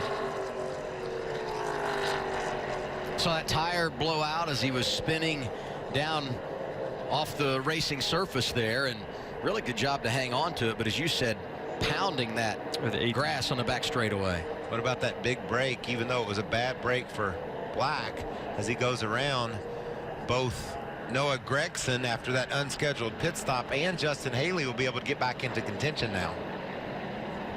You know, something I noticed there before that crash though is, yes, we were, you know, had that freight train up against the wall, but it was long. Look how long that line is. There's a lot more cars that were trying to keep up. So now I'd be interested, does Chase Elliott make that move now that he's a little closer to the front running, where is he, a 7th or so, and you have 20-something spots behind you, you may lose. So that's a risk. When they pitted last time, they did so with 48 laps to go. That's right on the outside edge of the pit window to go to the scheduled distance. And these caution laps just going to help them out in regard to fuel mileage. Yeah, they won't come to pit road, I don't believe, because track position is so important. You got to try to figure out in your mind this draft running around the top of the track. How do you get that track position? Certainly coming to pit road would hurt that cause, and these teams know it's important to keep anything you got. We've gone under 40 laps remaining. Our top 5 at Daytona: Michael Annett, Justin Allgaier, Christopher Bell, Brandon Jones, and Chase Briscoe. Back to Daytona in a moment.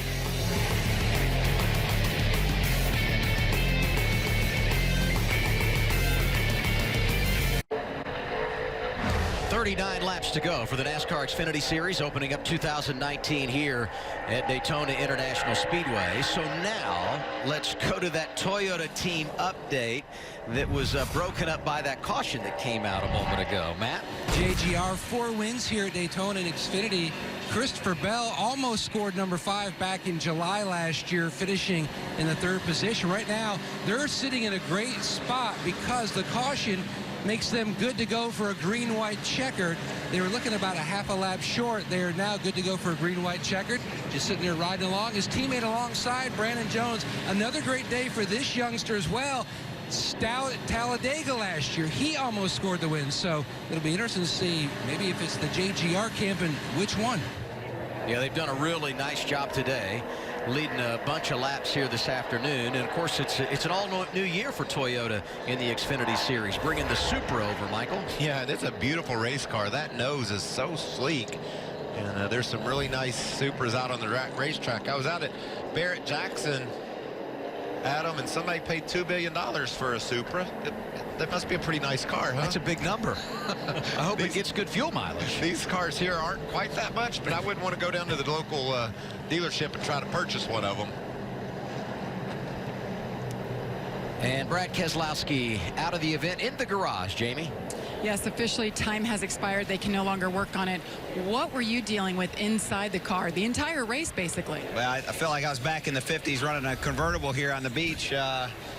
That was interesting. You know, the roof, whatever that thing is called, escape hatch. I don't know what it's called, but it looks like there was a defect from the factory on the body, and just nothing we could do. The guys tried to fix it, but it's in a spot where you can't get to it, work on it. It's made the way it's made, and it's kind of stuck. So it is what it is. It's just one of those things outside of your control, and sometimes that's how Daytona goes. But I hate it for Fitzgerald. I hate it for Ford. I know we had a car that could win today, and it broke on lap 1, turn 1, and we did everything we could to fix it for the last hour or so, and it's just not something you can fix. It has to be right from the factory, and not something we control. So part of it, I guess. Adam? Brad is out. His teammate, Austin Cindric, will restart 8th. Also an update, Noah Gragson, Justin Haley. They've had some problems recently. They restart 27th, 31st, respectively, as we go back to the green flag. Looks like some nice teamwork there, getting that restart sorted out between Allgaier and Annette. And see if Christopher Bell, who loves his Supra, talked about all day long yesterday as the fastest car he's had at Daytona, see if he can get up there and challenge for the lead.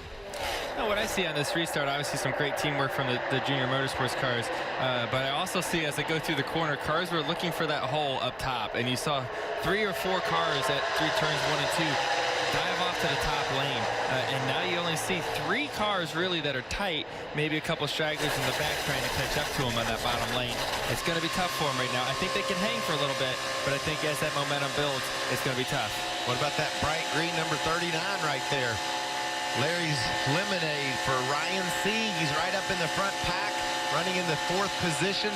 This team has upgraded their equipment, hired some additional personnel. This could be a team that really has a great year in 2019.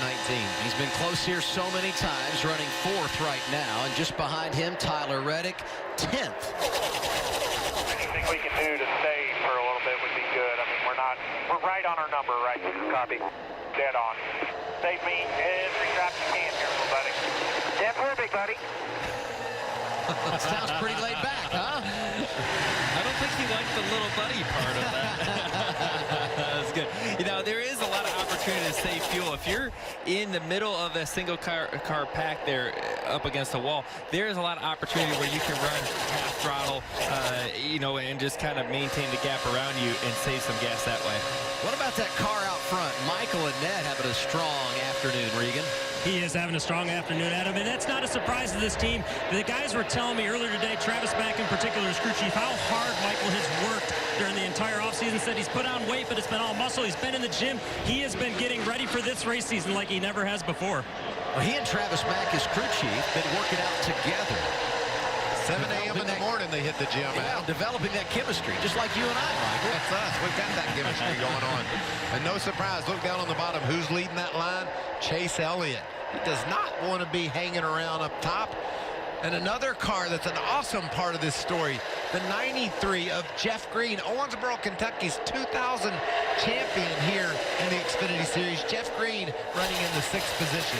And don't look now, but he got 4 tires on that last stop, just behind Green in the 93, the 10 of Ross Chastain. That's Elliott below him in the 8, drafting help from the 20 of Christopher Bell.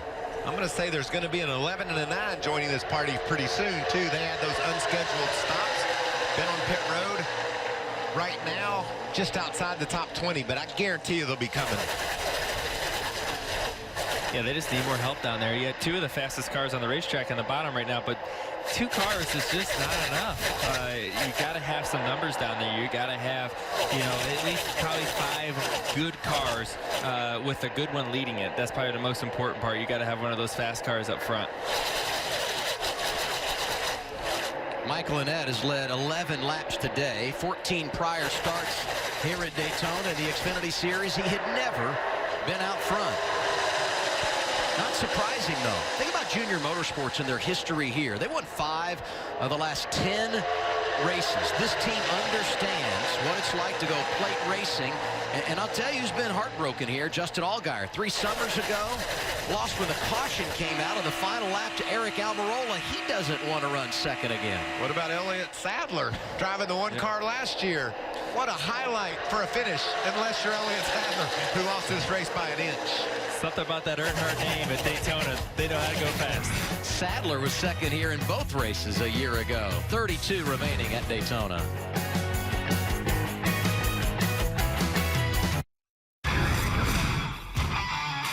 We got this thing at the front. Something broke inside the car. If they get a hellacious run, we may go with them. Just play it by ear. I just don't understand what's promoting this top line deal. It's very odd. Go, go, go, go, go, go, go, go. Outside, outside, outside, outside. Been an entertaining afternoon here at Daytona International Speedway for the NASCAR Xfinity Series. 29 remaining. Your top 5, Michael Annett, Justin Allgaier, teammates at Junior Motorsports. Right behind them, Brandon Jones from Joe Gibbs Racing. Ryan Sieg driving the family cars 4th. And Austin Cindric, representing Team Penske, is 5th. Green, Chastain, Earnhardt, Custer, and Briscoe round out the top 10. And when is the time that you push the go button? Because we're starting to work down to the end of this thing. Not yet. If you're up towards the front, you got to wait. You got to hang on here. And that's, unfortunately, that's the name of the game at this point. You just got to be aware of what's going around. You keep thinking of the plans and have a plan A, a plan B, and a plan C. If this thing is to go green from here, which it may or may not. You never know. But, you know, if you're in the back, well, you might as well try to leapfrog a couple, try to do a couple things. But if you're up towards the front, you got to hang. If I'm running 8th or 10th, I'm going to be on my radio telling the spotter, let's go. Get some of these boys to line up and let's make a move. Does Justin Allgaier have a plan, Regan? Well, he doesn't have a plan yet, Adam, but he does have a small vibration. They think it's just a simple wheel weight that's fallen off. The team's not concerned about it, but my question for Joey is, Joey, how aggravating is that when you're in the car and you know you're going this fast that you have any vibration at all? It goes through your mind constantly. You think, okay, I got this vibration. You hope it's just a wheel weight. Maybe if it's something more, hopefully a tire's not coming apart or your motor, or whatever it may be. So you just, as long as the vibration stays the same, after about 5 or 6 laps, you go, okay, it's something that's okay. But if it keeps getting worse, maybe it's a loose wheel, you know, things like that, and you better pit before it gets really bad for you. And in this case, you would take a bunch with you. There's a car to the bottom, Chase Elliott. We've seen that all day long, trying to get some guys to gang up and go with him. You can't win from back there. You got to get closer. That's what Chase is doing, and it's smart. You know, and he's gone for it since the duels and the clash, and he's still going for it. I don't want to run 11th or 12th at Daytona. I want that trophy. That's what Chase Elliott is saying, and he's trying to show his buddies, come on, let's make some moves. That is one car you can count on Chase Elliott going with you if you go to the bottom. He is going to take every run he's got. Down to 26 laps remaining. When will the aggression rate pick up? We'll find out next. It's the NASCAR Xfinity Series live on FS1.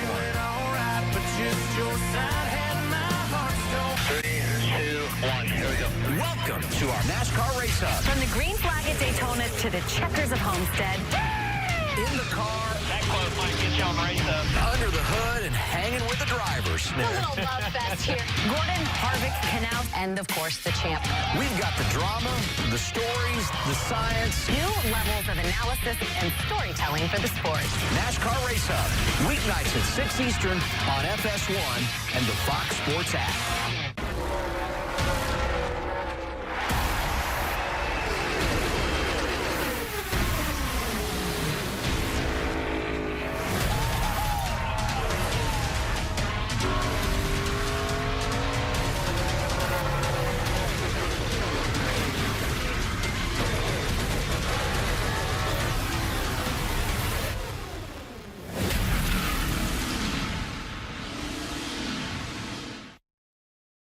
NASCAR fans, are you ready to take your Wi-Fi to the next level? Then you need Xfinity X5, a more powerful way to stay connected. It gives you super fast speeds for all your devices, Wi-Fi coverage that leaves no room behind, and lets you control your network with the X5 app. It's the ultimate Wi-Fi experience. Xfinity X5, proud partner of NASCAR.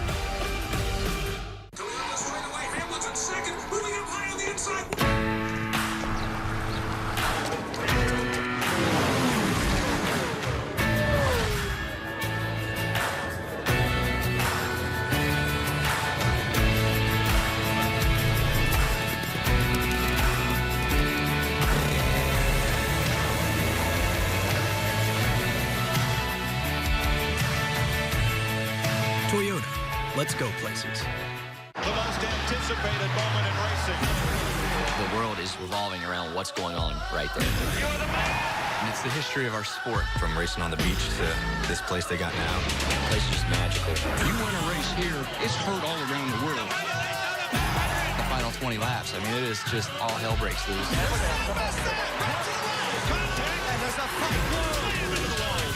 It's the great American race. Got no time left.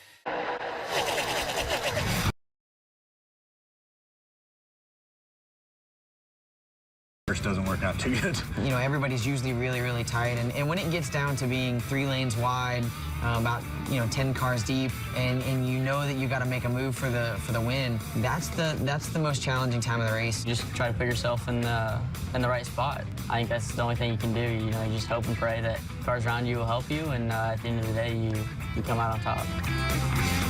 Hearing from 3 drivers there that could very well be a player at the end of this one, down to 22 laps remaining. Michael Annett out front. He's led 23 laps today. Prior to this, the most laps he had ever led in an entire season, 16, back in 2011. What a career afternoon it's been for the kid out of Des Moines, Iowa. Can he hang on? A long way to go. You know, these super speedways, they bring out sometimes those a different winner that you may not normally see, and maybe a first-time winner. You see that a lot at these super speedways, and it presents a lot of opportunity for some of these guys to really take advantage. We see that in the Cup level. We see it here in the Xfinity level. And you can see Justin Allgaier is just licking his chops. He knows he's in a good spot. If this race runs out all the way to about 2 to go, I think he's happy just riding right there. And I get it. I like that position, and along with Brandon Jones. But you get on back 10th, 12th, where Chase Elliott rides. We gotta figure something out. And I know there's conversations going on back and forth to the spotter right now about that very subject. What do you say about it, Matt? Well, Eddie DeHunt, Chase Elliott's spotter, keeps telling him he's trying to make something happen on top of the spotter stand. Right now, no one wants to go to the inside. He's hoping that with 10 to go, they can get a line on the bottom to develop.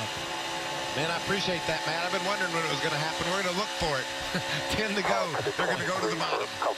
Another driver to watch down the stretch, Jeffrey Earnhardt. Led laps early, 8th right now, Jamie. Another driver having a career day.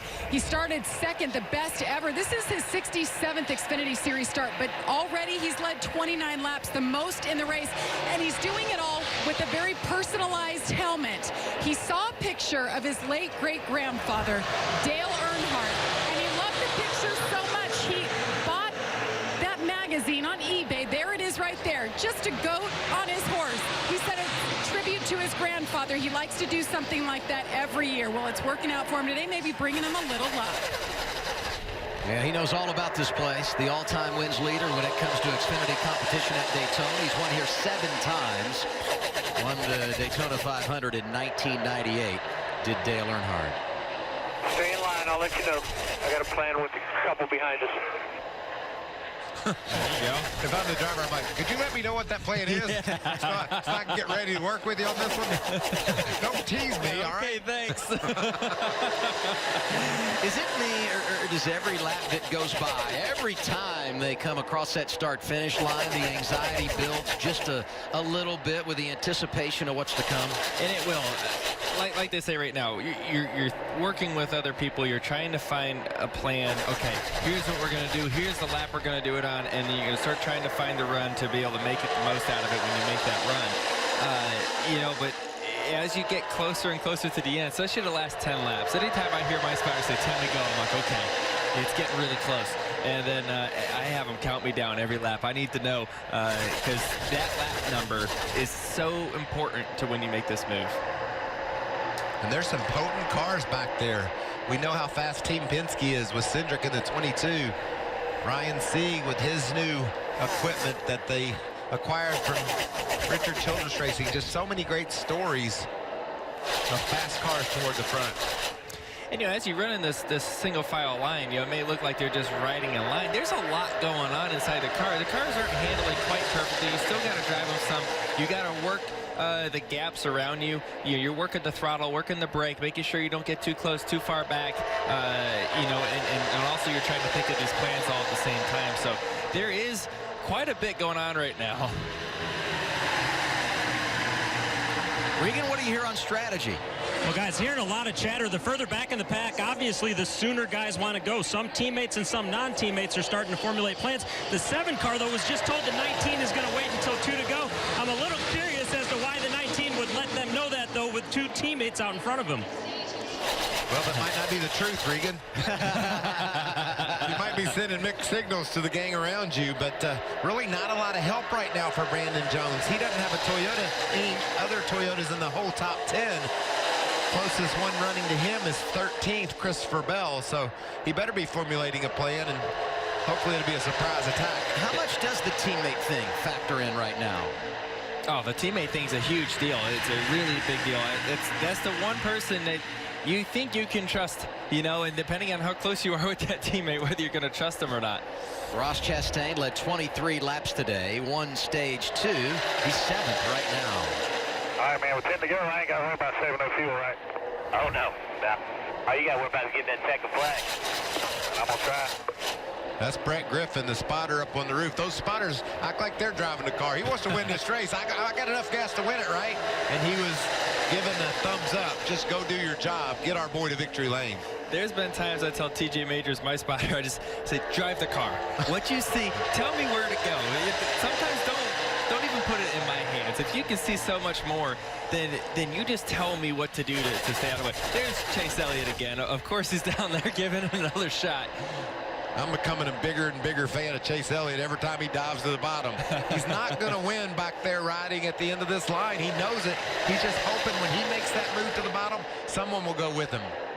And as you talk about these plans that are happening right now, a lot of them you don't want to communicate over the radio. You don't want the cars around you to know what the game plan is. So sometimes the driver is in the dark of what the plan's going to be, and the spotters and crew chiefs they're working together. Maybe crew chiefs are texting each other back and forth from pit box to pit box. Those things are happening right now and saying, okay, we're going to go on this lap and you're going to go with me. And if you say that over the radio, you kind of let everyone know what you're doing. You want to be a surprise attack when you make this happen. Down to 14 laps to go, and Michael Annett now holds the distinction of most laps led today, out front for 31 circuits. Quick look at Justin Haley there. Had those pit problems earlier. Back in 19th, he won our opening stage. And now a little help for Chase Elliott. Christopher Bell drops down in front of him. Perhaps they can draft together using that low lane. The night of Noah Gragson there as well. But then Bell right back up the high side and dumps his buddies. Making a little bit of progress, but Bell decided that he needed to tuck in Klein, and here he goes again.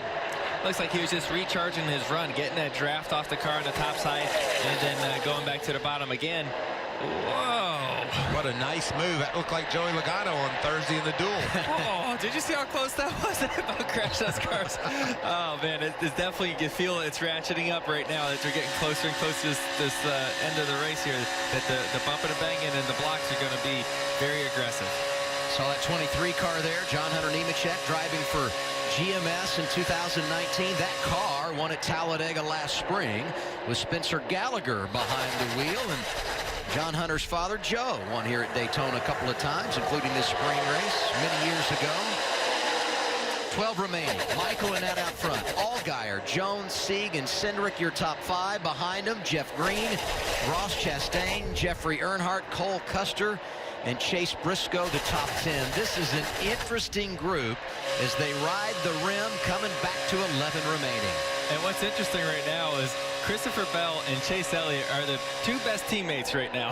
there's no relation at all, but those two have the same mindset that they got to get closer to the front, and the only way they're going to do it is work together. They know they have 2 fast race cars, maybe the fastest cars on the racetrack. They got to be able to work together to make it happen. Here you see Christopher Bell laying back to Chase, and then they're going to make a run down the straightaway, maybe make a move into turn 3. I bet they pop out down here. They had a nice gap there. And a reminder from NASCAR has been given to these teams: do not lock bumpers. Really haven't seen much of that today, but this is the stage where you got to be watching it. And the teams need those friendly reminders because you're frustrated. You haven't been able to make any moves. You get on the back of a guy, you're probably going to want to lock onto him. It's not allowed. Now here's a problem.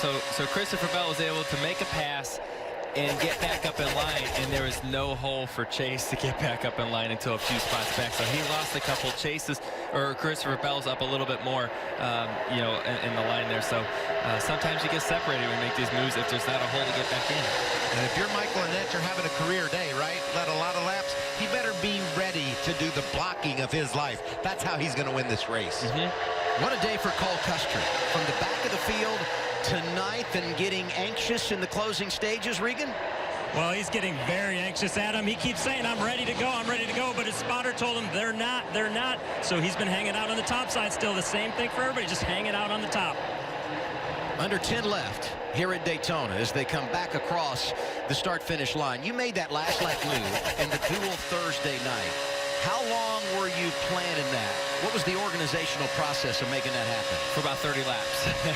You're thinking about it, and you're just trying to hear everything your spotter's telling you, and when you're going to make that move, and you're just trying to imagine who's around you, who's you know, the driver tendencies that typically make these type of moves, and I had my teammate Ryan Blaney behind me as the best teammate to have around, and that really helped. It was Bell and Briscoe pulling out a line. They slide back up. Tyler Reddick in that gold car trying to make it happen to the deuce. Gregson behind him. We're starting to see some action with 8 remaining. Look at that move. Nice job by Reddick to get back up in line. The problem is they're all just shuffling between each other. If they just commit to each other and maybe go down to the bottom, they might have a shot. But right now they're going down, they're grabbing a spot, and then they're sneaking back in, and then the same cars are passing each other. If they can just commit to each other and just work that bottom lane and then work that side draft, it could work much better. Here we go. Bell with a big move to the bottom. He's got Briscoe with him. See, he gets right back up. That means that Bell cares only about Bell right now. He loves Chase Briscoe. I'm sure they're both dirt racers from the Midwest, but he needed that spot, and he took it. And he's just trying to grab them one at a time, and that works really well until you don't get back up and you go all the way back to 0 to the back of this pack. Junior Motorsports 1-2 right now. All 4 of their drivers in the mixed slate. They've won 5 of the last 10 at the World Center of Racing, including NASCAR's closest ever finish a season ago. Tyler Reddick edging his teammate by 4/10,000ths of a second. This is so frustrating as a driver. You're just like, can someone just stick with me so we can really make this happen? Instead, everyone's just knifing each other instead of really sticking together and working as teammates. John Hunter Nemechek and Tyler Reddick together on the bottom. And up to the top goes Reddick. 2 young Chevy drivers, perhaps thinking about working together. Look how tight things are, guys. They're really starting to push and shove. Getting back up in line will probably trigger a problem before we're done. How much pressure on Annette now? 6 to go. He's got the lead and got to be glued to that rearview mirror. Your heart rate is going. You're staring at a rearview mirror. At this point, I don't even look forward. I'm looking in the back. If Justin Allgaier was to hit the wall, I'm going to hit the wall. I am looking at where that car is going.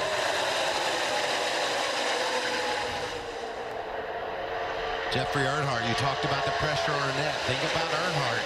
He's in this Joe Gibbs ride. He's having a great run. He wants to make some moves. Does he have the experience, the knowledge to make a move successfully?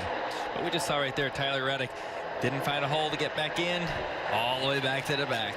Regan told us the risk. Cole Custer ready to go. He pulls out a line. No help. He's hung out to dry. 5 remaining at Daytona. Annette continues to lead. Then it's Allgaier, Jones, Sieg, and Cindric. The top 5 have not changed in the last 30 laps, I believe. And I think what we see here is all these plans that everyone was talking about, we're going to go down together. Nobody listened. Nobody paid attention. They all were out for their own good. The only people not getting on my nerves right now, Adam, are the top 5. I think they all got a shot to win, but if you're much past that, you've got to go. Here we go. Ross Chastain pulling out a line down to the inside of Austin Cindric. Will he get any help? There's Jeffrey Earnhardt. Tyler Reddick going down there as well. 4 to go this time by. And I think what we saw there is Austin Cindric backing up a little bit, which caused a lot of this chaos we see back here. He's trying to play with the run a little bit and seeing how he can time it as well. So I think everyone's really thinking about this right now as we come down to the last few laps. I think the move's going to happen on the last lap. I don't think it happens sooner than that. It may, but I don't believe so. And I think that's spotter Josh Williams telling Cindric we need to try to make some gaps and make a situation where we can get moves. Spotters are very key right now in coaching, especially these young drivers. We've had 12 last lap passes here. That's the most of any track. You saw the graphic a moment ago. And things are starting to get interesting. That's Chase Briscoe out of line in the 98. 3 remaining. It's all on the line here at Daytona. Oh, now it's 3 to go. And the hardest part is when you feel like you have a run, but you know it's too early to use it. You're like, I can't use it yet. That part's tough. This is a high-speed chess match. 93, 23, 9. No room right now. 1.5 up. My eyes back here, they're at Austin Cindric and Christopher Bell. Those 2 cars I know are fast. Oh, we got a car on the wall here. Into the wall. Maybe right front. Cesar Vaccarella. That's the 90. Will there be debris enough to bring out a caution? So far, we stay green. We'll see 2 laps to go, and they come by this time.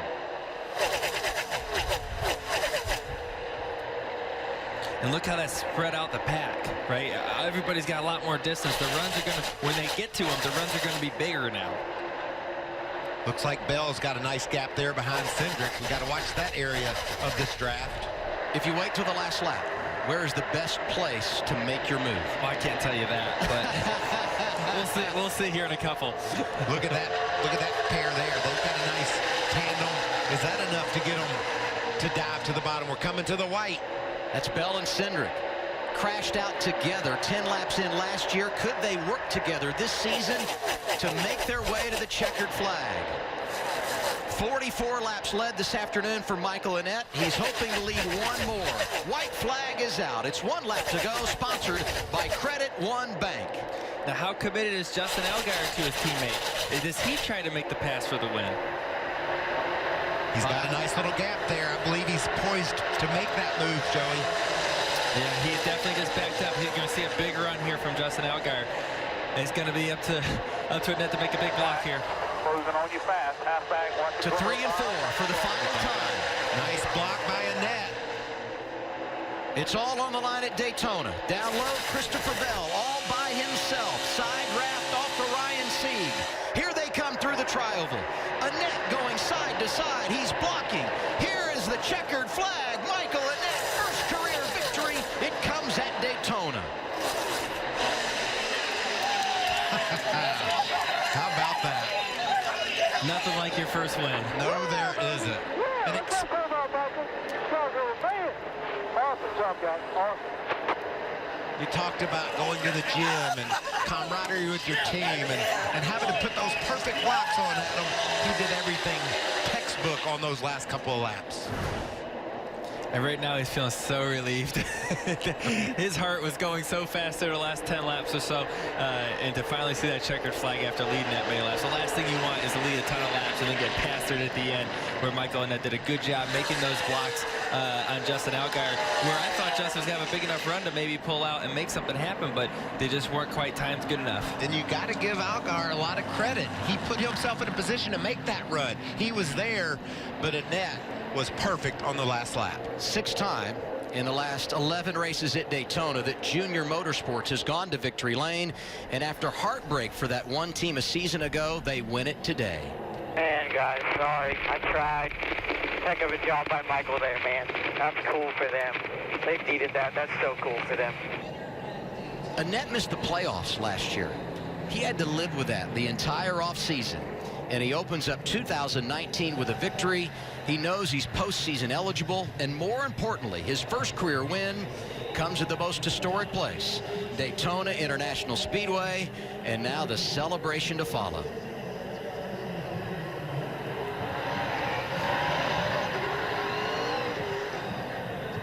Now, not a ton of practice at the post-race burnouts, right? It takes a little bit to figure out the burnout, right? That's a big piece of this, though. That's right. You know, he grew up in Des Moines, Iowa, and his dad owned sprint cars. Always had the #1 for Sammy Swindell. And the other day, Michael told me growing up, it was my dream to drive that one car.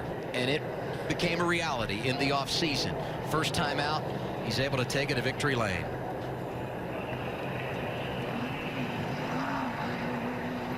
And this is the moment you always dream about, winning in Daytona for your first win after so many years of trying to stand on top of your car in front of this awesome crowd. That feels so good. What about last night? Austin Hill was able to do the same thing that Michael Annett is doing now, get that first win at Daytona. That's going to be a popular victory in the garage area. Junior Motorsports means so much to this series. Congratulations to Dale Jr. and Michael Annett. Let's look at it one more time.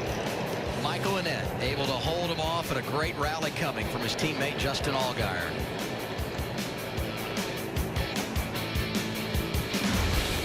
Career day for Michael Annett. He wins it here at Daytona.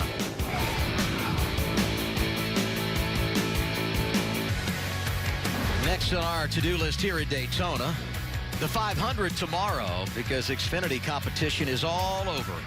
And the day belongs to Michael Annett. His first career victory comes on the big stage at the World Center of Racing. And for the second time in his career, his teammate Justin Allgaier is a runner-up.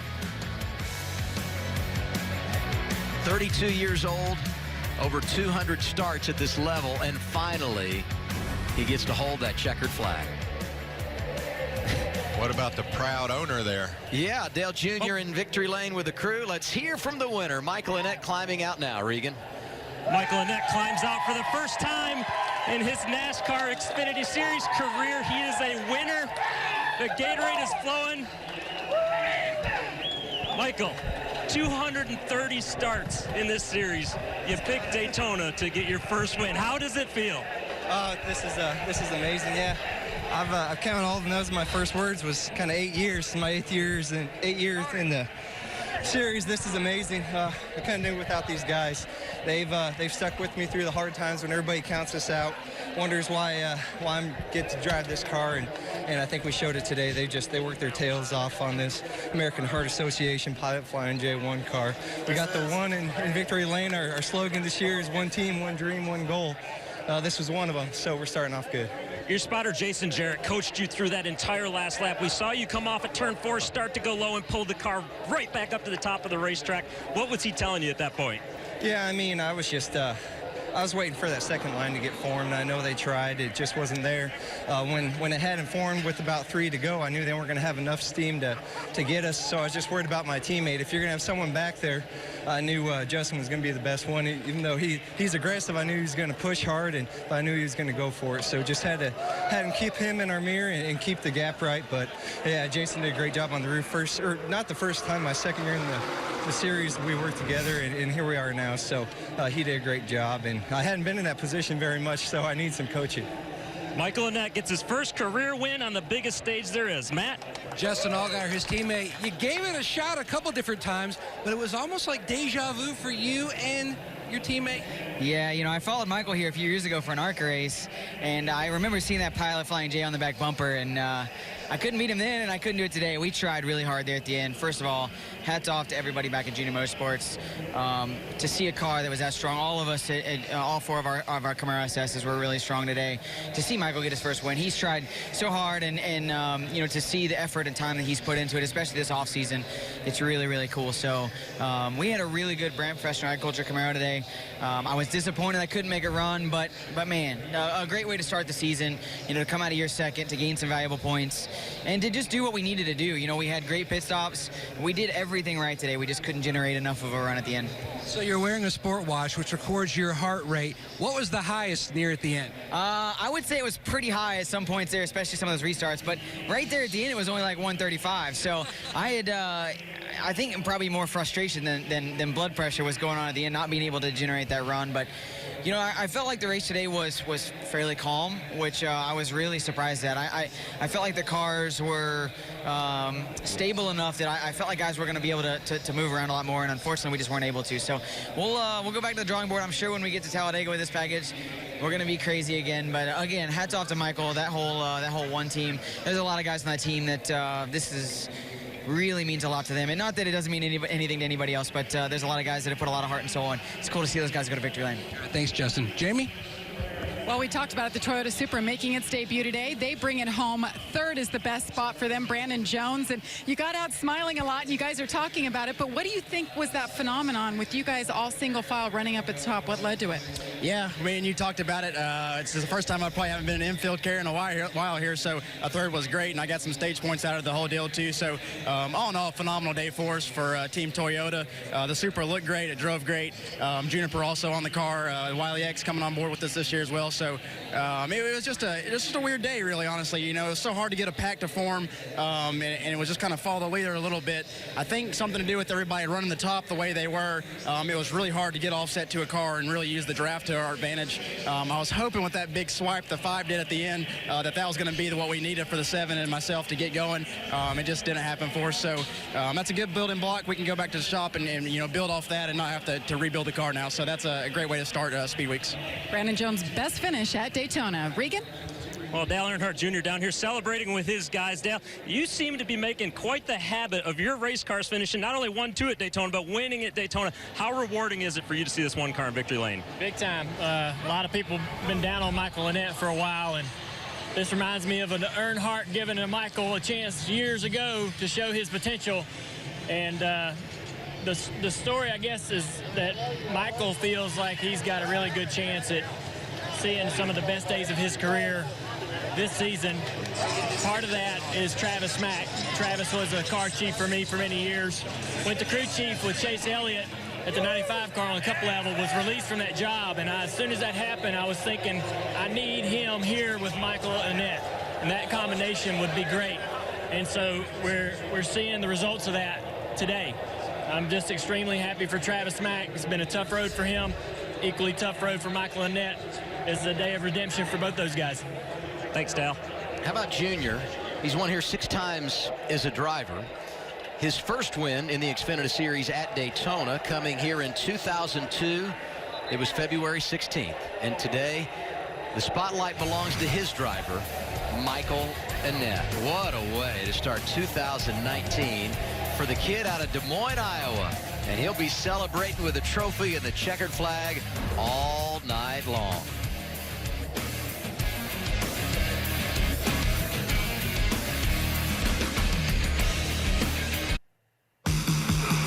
Every dream begins with a dreamer. Dale Earnhardt will win the Daytona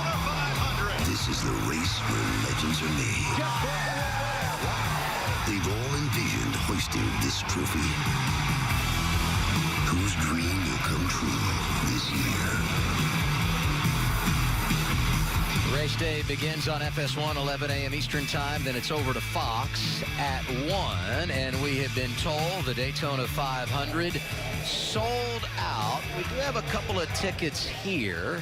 And I might get you to sign them, and then if you win tomorrow, when you win tomorrow, they'll be worth lots of money. If it's sold out, these of us already have a lot of value. Can I have those? Sure, you I can. need a couple. Yeah. So one Earnhardt won as an owner. Another Earnhardt had a career day behind the wheel. Jamie? It really was. Jeffrey Earnhardt led 29 laps today. Brought it home 15th, got shuffled back there at the end. But, Jeffrey, how do you describe the experience being in equipment like this finally, something that you put together yourself? It's pretty amazing. You know, it sucks we didn't lead the most important lap, but really cool to get out there, lead some laps, and really show the strengths that this team at Joe Gibbs Racing has, and get some exposure for the guys that put this deal together for me. You know, IK9 Extreme Concepts. I wouldn't have this opportunity if it weren't for them, and then Coach for giving me the opportunity to join their family and race. I just wish we'd have gotten a better finish, but man, it's really awesome to be in really good equipment, be able to race up front and really show what you got. And just hate we came up a little short. I got to work a little bit on my skills. 9 races planned, though. You will be in the car in Atlanta. What can we expect from you and this team now that you guys get 2 in a row? I think we'll have a really good run in Atlanta. We've been working really hard on setup stuff for there, and really focusing on long run stuff. You know, it's a tough track to get around. If I can be half as good as Harvick, I think we'll be all right. But really looking forward to going to Atlanta and hopefully putting on a better run there. Like I said, I'm feeling really confident. Ben and the guys, they've already shown me that they can put a good car on me. Not that I ever doubted them, but I think we'll go get them in Atlanta. Great day. Congratulations. Matt? Top 10 finish for Christopher Bell in the 20 car. That Supra, you gave it a shot. Were you surprised that the bottom just never developed, that someone didn't try to be that guy and go down and get it rolling? Yeah, I missed pretty bad on the pre-race. I expected our race to be, 2 and 3 wide and a bunch of passing, maybe a little bit crashing, and that just never really happened. Everyone got to the top and kind of single filed out. And I'll be honest, our Ream Supra, I felt really strong. I was able to kind of get that little bit of that slide job going on, and I wish I would have started a little bit earlier. I think we might have been able to get a little bit further up. All right, thanks. Christopher Bell, 6th here at Daytona. Regan? Well, we heard Dale Jr. talk about how important it was that he got Travis Mack paired up with Michael Annett. Travis, you've been a long-time car chief in different series. You became a Cup crew chief last year. That didn't work out. I know you were down on your luck a little bit when you came over here to Junior Motorsports. How special is this for you to get your first win as a crew chief at Junior Motorsports? Wow, I don't even know what to say right now. I mean, these guys, I'm so proud of them. I'm so proud of Junior Motorsports, and this Hendrick engine, man, it ran so good all weekend. These guys put a lot of work into this car. We really did. This offseason, I was going for the pole. We ended up 3rd, but you know what? We'll take the win. That's amazing. I just stayed positive all winter long, and we worked on everything to get everything better, and this is what happens. Hey, you know how this victory lane thing goes, right? You need to get back to the pictures now. Thank you. Congratulations. Jamie? And Tyler Reddick in the gold number 2 today tried to make some moves, dropped down, but you look at the big picture. Can you take anything away from today that will help you tomorrow in your Daytona 500 debut? Absolutely. I mean, our Pinnacle Financial Partners, Camaro SS, was outstanding all day long. Really didn't think track position was going to be an issue, but it was just one of those races. I think yesterday was just so crazy that everyone wanted to be calm today, but we were still able to shake it up and almost had a shot at it there at times. But some good takeaways. I saw a lot today that's going to give me a lot of an idea what how tomorrow's going to end up looking like on the Cup side. So hopefully the same mentality, just protect the top all day. Hopefully we can have some better pit stops and avoid the miscues that we had on pit road today, and stay up there and tomorrow on the 500. Tyler Reddick led 4 laps today, brought it home in the top 10. He had to come back twice. Tyler Reddick ends up inside the top 10. But let's face it, the comeback story of the day, all about Michael Annett. A second chance at Junior Motorsports, and he makes it pay off with his first career win this afternoon.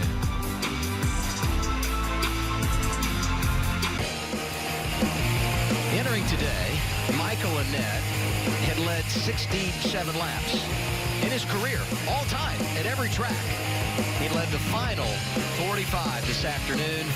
Congratulations all around. The pictures will continue. The celebration, it's not going to stop for a while. There's going to be a big party. This is a fun one. First career win for Michael Annett. And after 8 years, it makes you wonder, am I ever going to get it right? And those thoughts have to go through your mind all the time. So you know he's going to enjoy it. I'm sure he's been thinking a lot about how he's going to celebrate his first win. He had plenty of time to think about it. I'm sure he's going to have a great time tonight. I just love that Dale Jr. stuck with him and gave him this opportunity. That's an awesome team. Travis Mack on board now. Michael Annett and he have a great relationship together. I can't wait to get to Atlanta to watch them go at it again. What do they got for there? How will their season go from here? This has to be just a huge weight off his shoulders and a big confidence builder as we go forward. Next up, the Daytona 500. Our coverage begins with race day here on FS1 at 11. Then we go over to Fox. You're starting fourth. What do you think? I feel great about it. I feel like I have maybe the best car that I've had for the Daytona 500 in a while. I feel very confident we have what it takes to win. I got the team, I got the car, and hopefully I make the right moves to be able to get ourselves in the front for the big race. It's my favorite day of the year, Adam. I can't wait to watch the Daytona 500. Last time I checked out the Vegas odds, this guy, the favorite, at 8-1. We'll see if he can live up to expectation. We're done from here. Let's wrap it up now at our Race Hub studios. Send it to Shannon Spake. Hey, Shannon. Hey, Adam, if his car is that good, you better get those tickets signed by Joey Logano. We can make some money off those babies a little bit later. Thanks so much, guys. You know, it was a great day to be an Earnhardt, right? We had a Earnhardt on the front row leading the field, and then, of course, we had an Earnhardt in victory lane as an owner. Let's show you everything that happened in between those moments as we look back on today's race. It started early on. Brad Keselowski, he had some issues with a roof patch. Guys, have you seen this before? Well, we saw Denny Hamlin have a problem at Talladega a few years ago with it. Yeah, and ultimately it would turn into a convertible, but he was able to keep it out there for a little while. Jeffrey Earnhardt, as I mentioned, led the first 29 laps.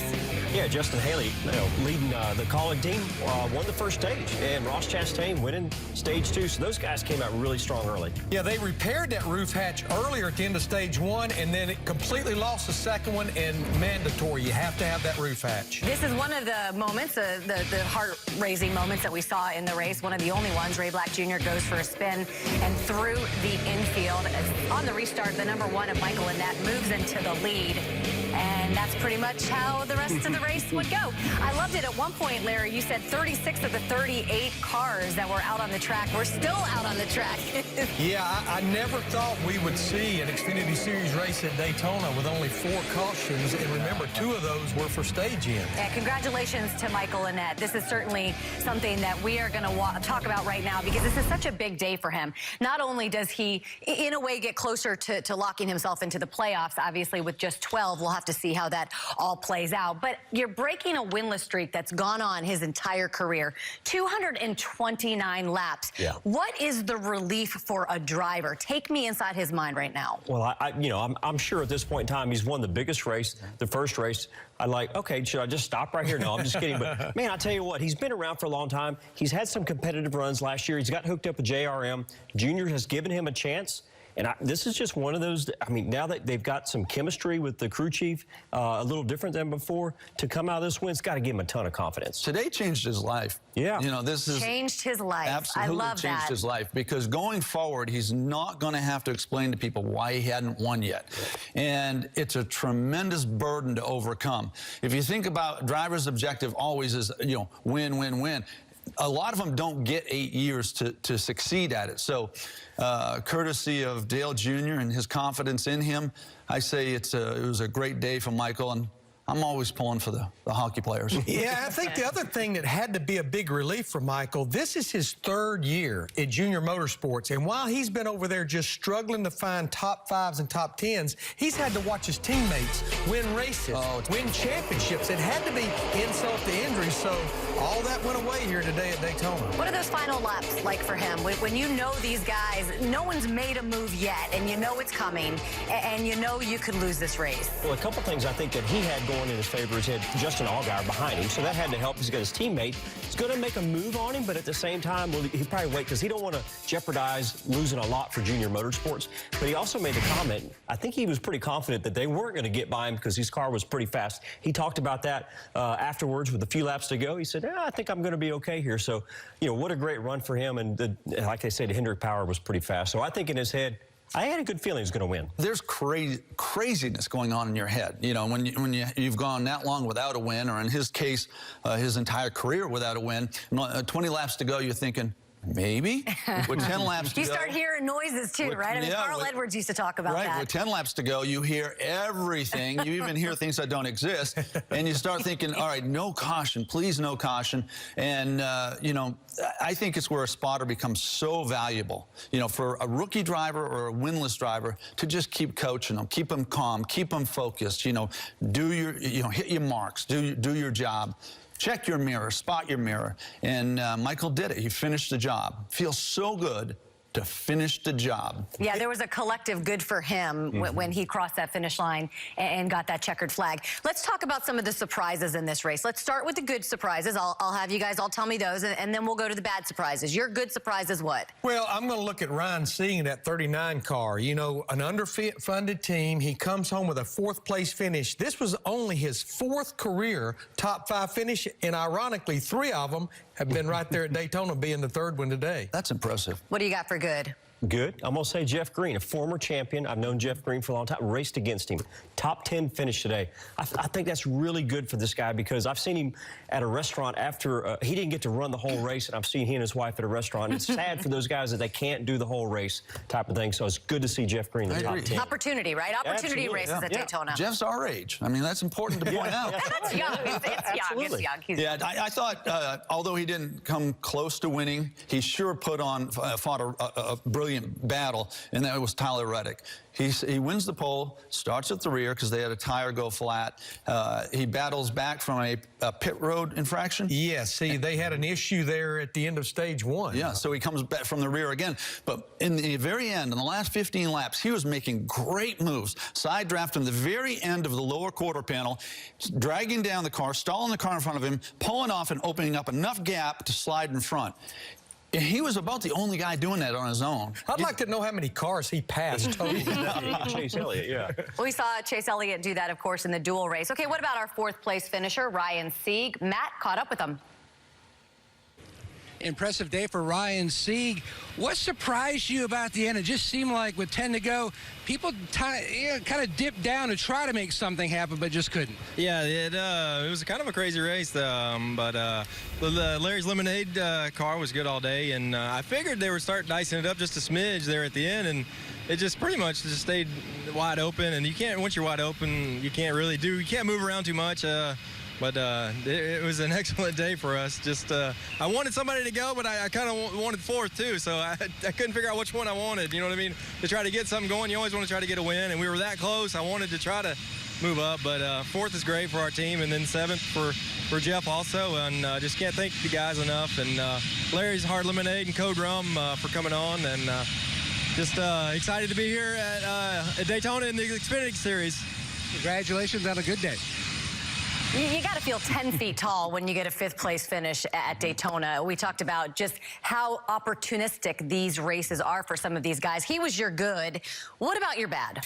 Yeah, I know it appears it was not self-inflicted, but I'm going to go with Brad Keselowski. Anytime Brad Keselowski's in a restrictor plate race, he's a factor to win. Had that roof hatch issue, finished 37th. Mind you, what, of your car, your 1982 Camaro Pontiac? G28. Yeah, there you go. Yeah. So I'm going to go with my bad as Colleague Racing. Ross Chastain, Justin Haley. Ross had a pit road incident. They won the first stage. The second stage looked like they were poised to be the guys up front, and things happened. They couldn't get track position back. Stuff happens to them.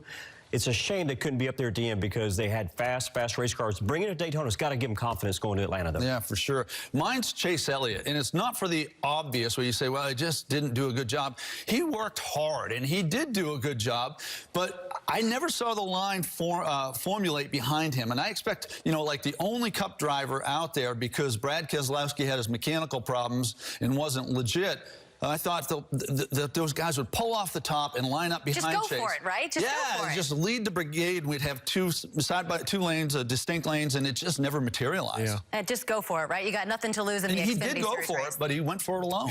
No help. All right, let's see what went down with Chase Elliott. Jamie's with him. Well, Chase Elliott brings it home 10th, and we heard from you earlier. You seemed just like confused. Like, what are these guys doing? Are you surprised by the way that this race unfolded? Yeah, I don't know if it was.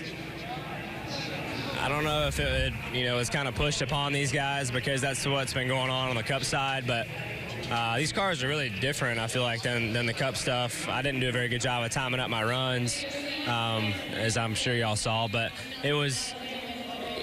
The bottom lane really, I thought, had a chance. They just guys wouldn't give it a long enough opportunity to make it work. And I feel like myself and John Hunter worked our way forward there on a couple of occasions, once really well.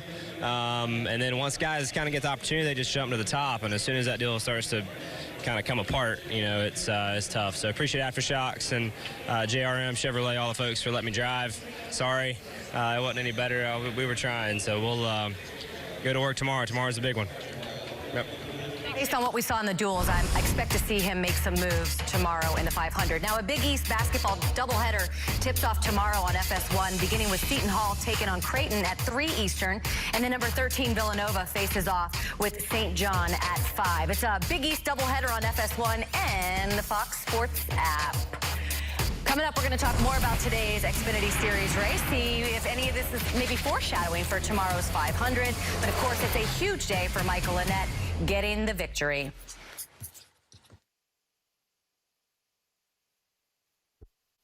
This week on NASCAR Race Up, the season is officially underway, and we're talking with the Daytona 500 champion. Plus, we have Jamie McMurray, fresh off his Daytona 500 run, along with Brad Keselowski, David Reagan, Chad Knaus, Cole Pern, and Drew Blickensderfer. That's all this week on NASCAR Race Up. Weeknights, 6 p.m. Eastern, only on FS1.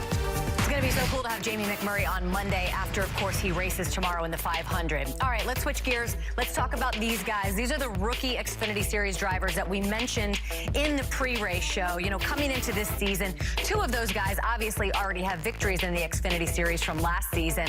All 4 of them making the graduation from the Truck Series. Big, big, big season for these guys. Big opportunity to show what they can do. Which one of these guys do you want to talk about that stood out to you? Well, I've got to go with Noah Gragson. I have no idea what kind of car he had today because he was speeding on pit road the first caution. On the 3rd restart of the day, he was out of line, so he spent most of his day just trying to fight back from the rear. It did end up finishing 11th. Is that kind of a rookie? Are we talking, I know he has experience in this series, but it's the first race, kind of getting those jitters out. But out of line on a restart and speeding, he just spent a year in the Truck Series, and it's all kind of the same thing. I'm going to go with Justin Haley. I mentioned him a while ago a couple times, and, he won the first stage. But yet had a pit road issue and got back. He finished 17th. Couldn't get back up in that lead pack, but I think that whole team really came out strong. They started leading the race early on. Won the first stage. I've seen this kid race all year last year. Pretty impressive to me. So, and we talked about a minute ago. They all drove to pit road. To the garage area. So that's good. Yeah. They had a good day. Finished all the laps. To that point, I have never seen a 19-year-old, 20, 21, and a 24-year-old so well behaved at Daytona in their, sort of rookie status. Typically, when you think of rookie, you associate that with making mistakes and some anxiety and impatience and wanting to go and not, the things that are required to succeed at Daytona. And they all did a very, very good job. And to your point, Bobby, and drove the cars back. That in itself was quite an accomplishment. Yeah, it sure was. Yeah. And I think we can all agree this was kind of an unusual Xfinity Series based especially on what we saw last year. All right, how about one of those rookies? John Hunter Nemechek is with Jamie Little. Well, John Hunter Nemechek brings it home 8th today. Well, we talked about at the start of the race, you crew chiefed for your dad in the Truck Series race, but then sitting in the car racing today, how different was what you expected? It's quite a bit different. This is my Xfinity Series debut at Daytona, so just have run a truck here. A lot of learning that I did today. Looking forward to coming back in July. I think we have some tips and tricks that we can tune up on our race car and get it a little bit better, but it was really frustrating all day. Chase and I tried to make the bottom work, truck in Tyler Reddick a few times, and we couldn't ever really get it to work. No one else wanted to jump down there. Everyone just wanted to go up to the top and ride single file, and that was the fastest way around, but frustrating that no one wanted to pull out and just kept getting scared. Thanks. All right, so that's what I want to talk about right there. The fact that we saw everybody on that top line pretty much the entire race. How much of a foreshadowing is this for tomorrow? Totally caught me off guard today. I agree with what Chase Elliott said. I think the bottom would have worked if somebody had just given it a chance. Joey Logano had said the same thing all week long. You said earlier, right? It's like the guys aren't going there because they're nervous. They go in there with the mentality it won't work. Right. And they go down there, and if they don't have a full freight of people going, they're going to go to the back. So you don't want to lose that track position. I've seen this before. I'm kind of surprised I saw this much today. Hopefully tomorrow will be a little bit different, but you know, guys, you might see that. Be hard to pass tomorrow. Yeah, no doubt in my mind that most, if not all, drivers were locked to the television, and they were observing what was going on today. Now, you have to have a commitment, and you have to have a group committed to doing it together, and we haven't seen it yet. We saw it in practice, but we haven't really seen it in the races. It will happen tomorrow. I don't know when, but Joey Logano is still fresh in everybody's mind, and the move that he made from fourth resonates. You know, and we saw a little bit of a move like that at the end of stage one, right? We saw someone come out and make the move and move to the front. So you're saying there's a chance. They just don't want to do it all day. They just don't want to do it all day. Congratulations again to Michael and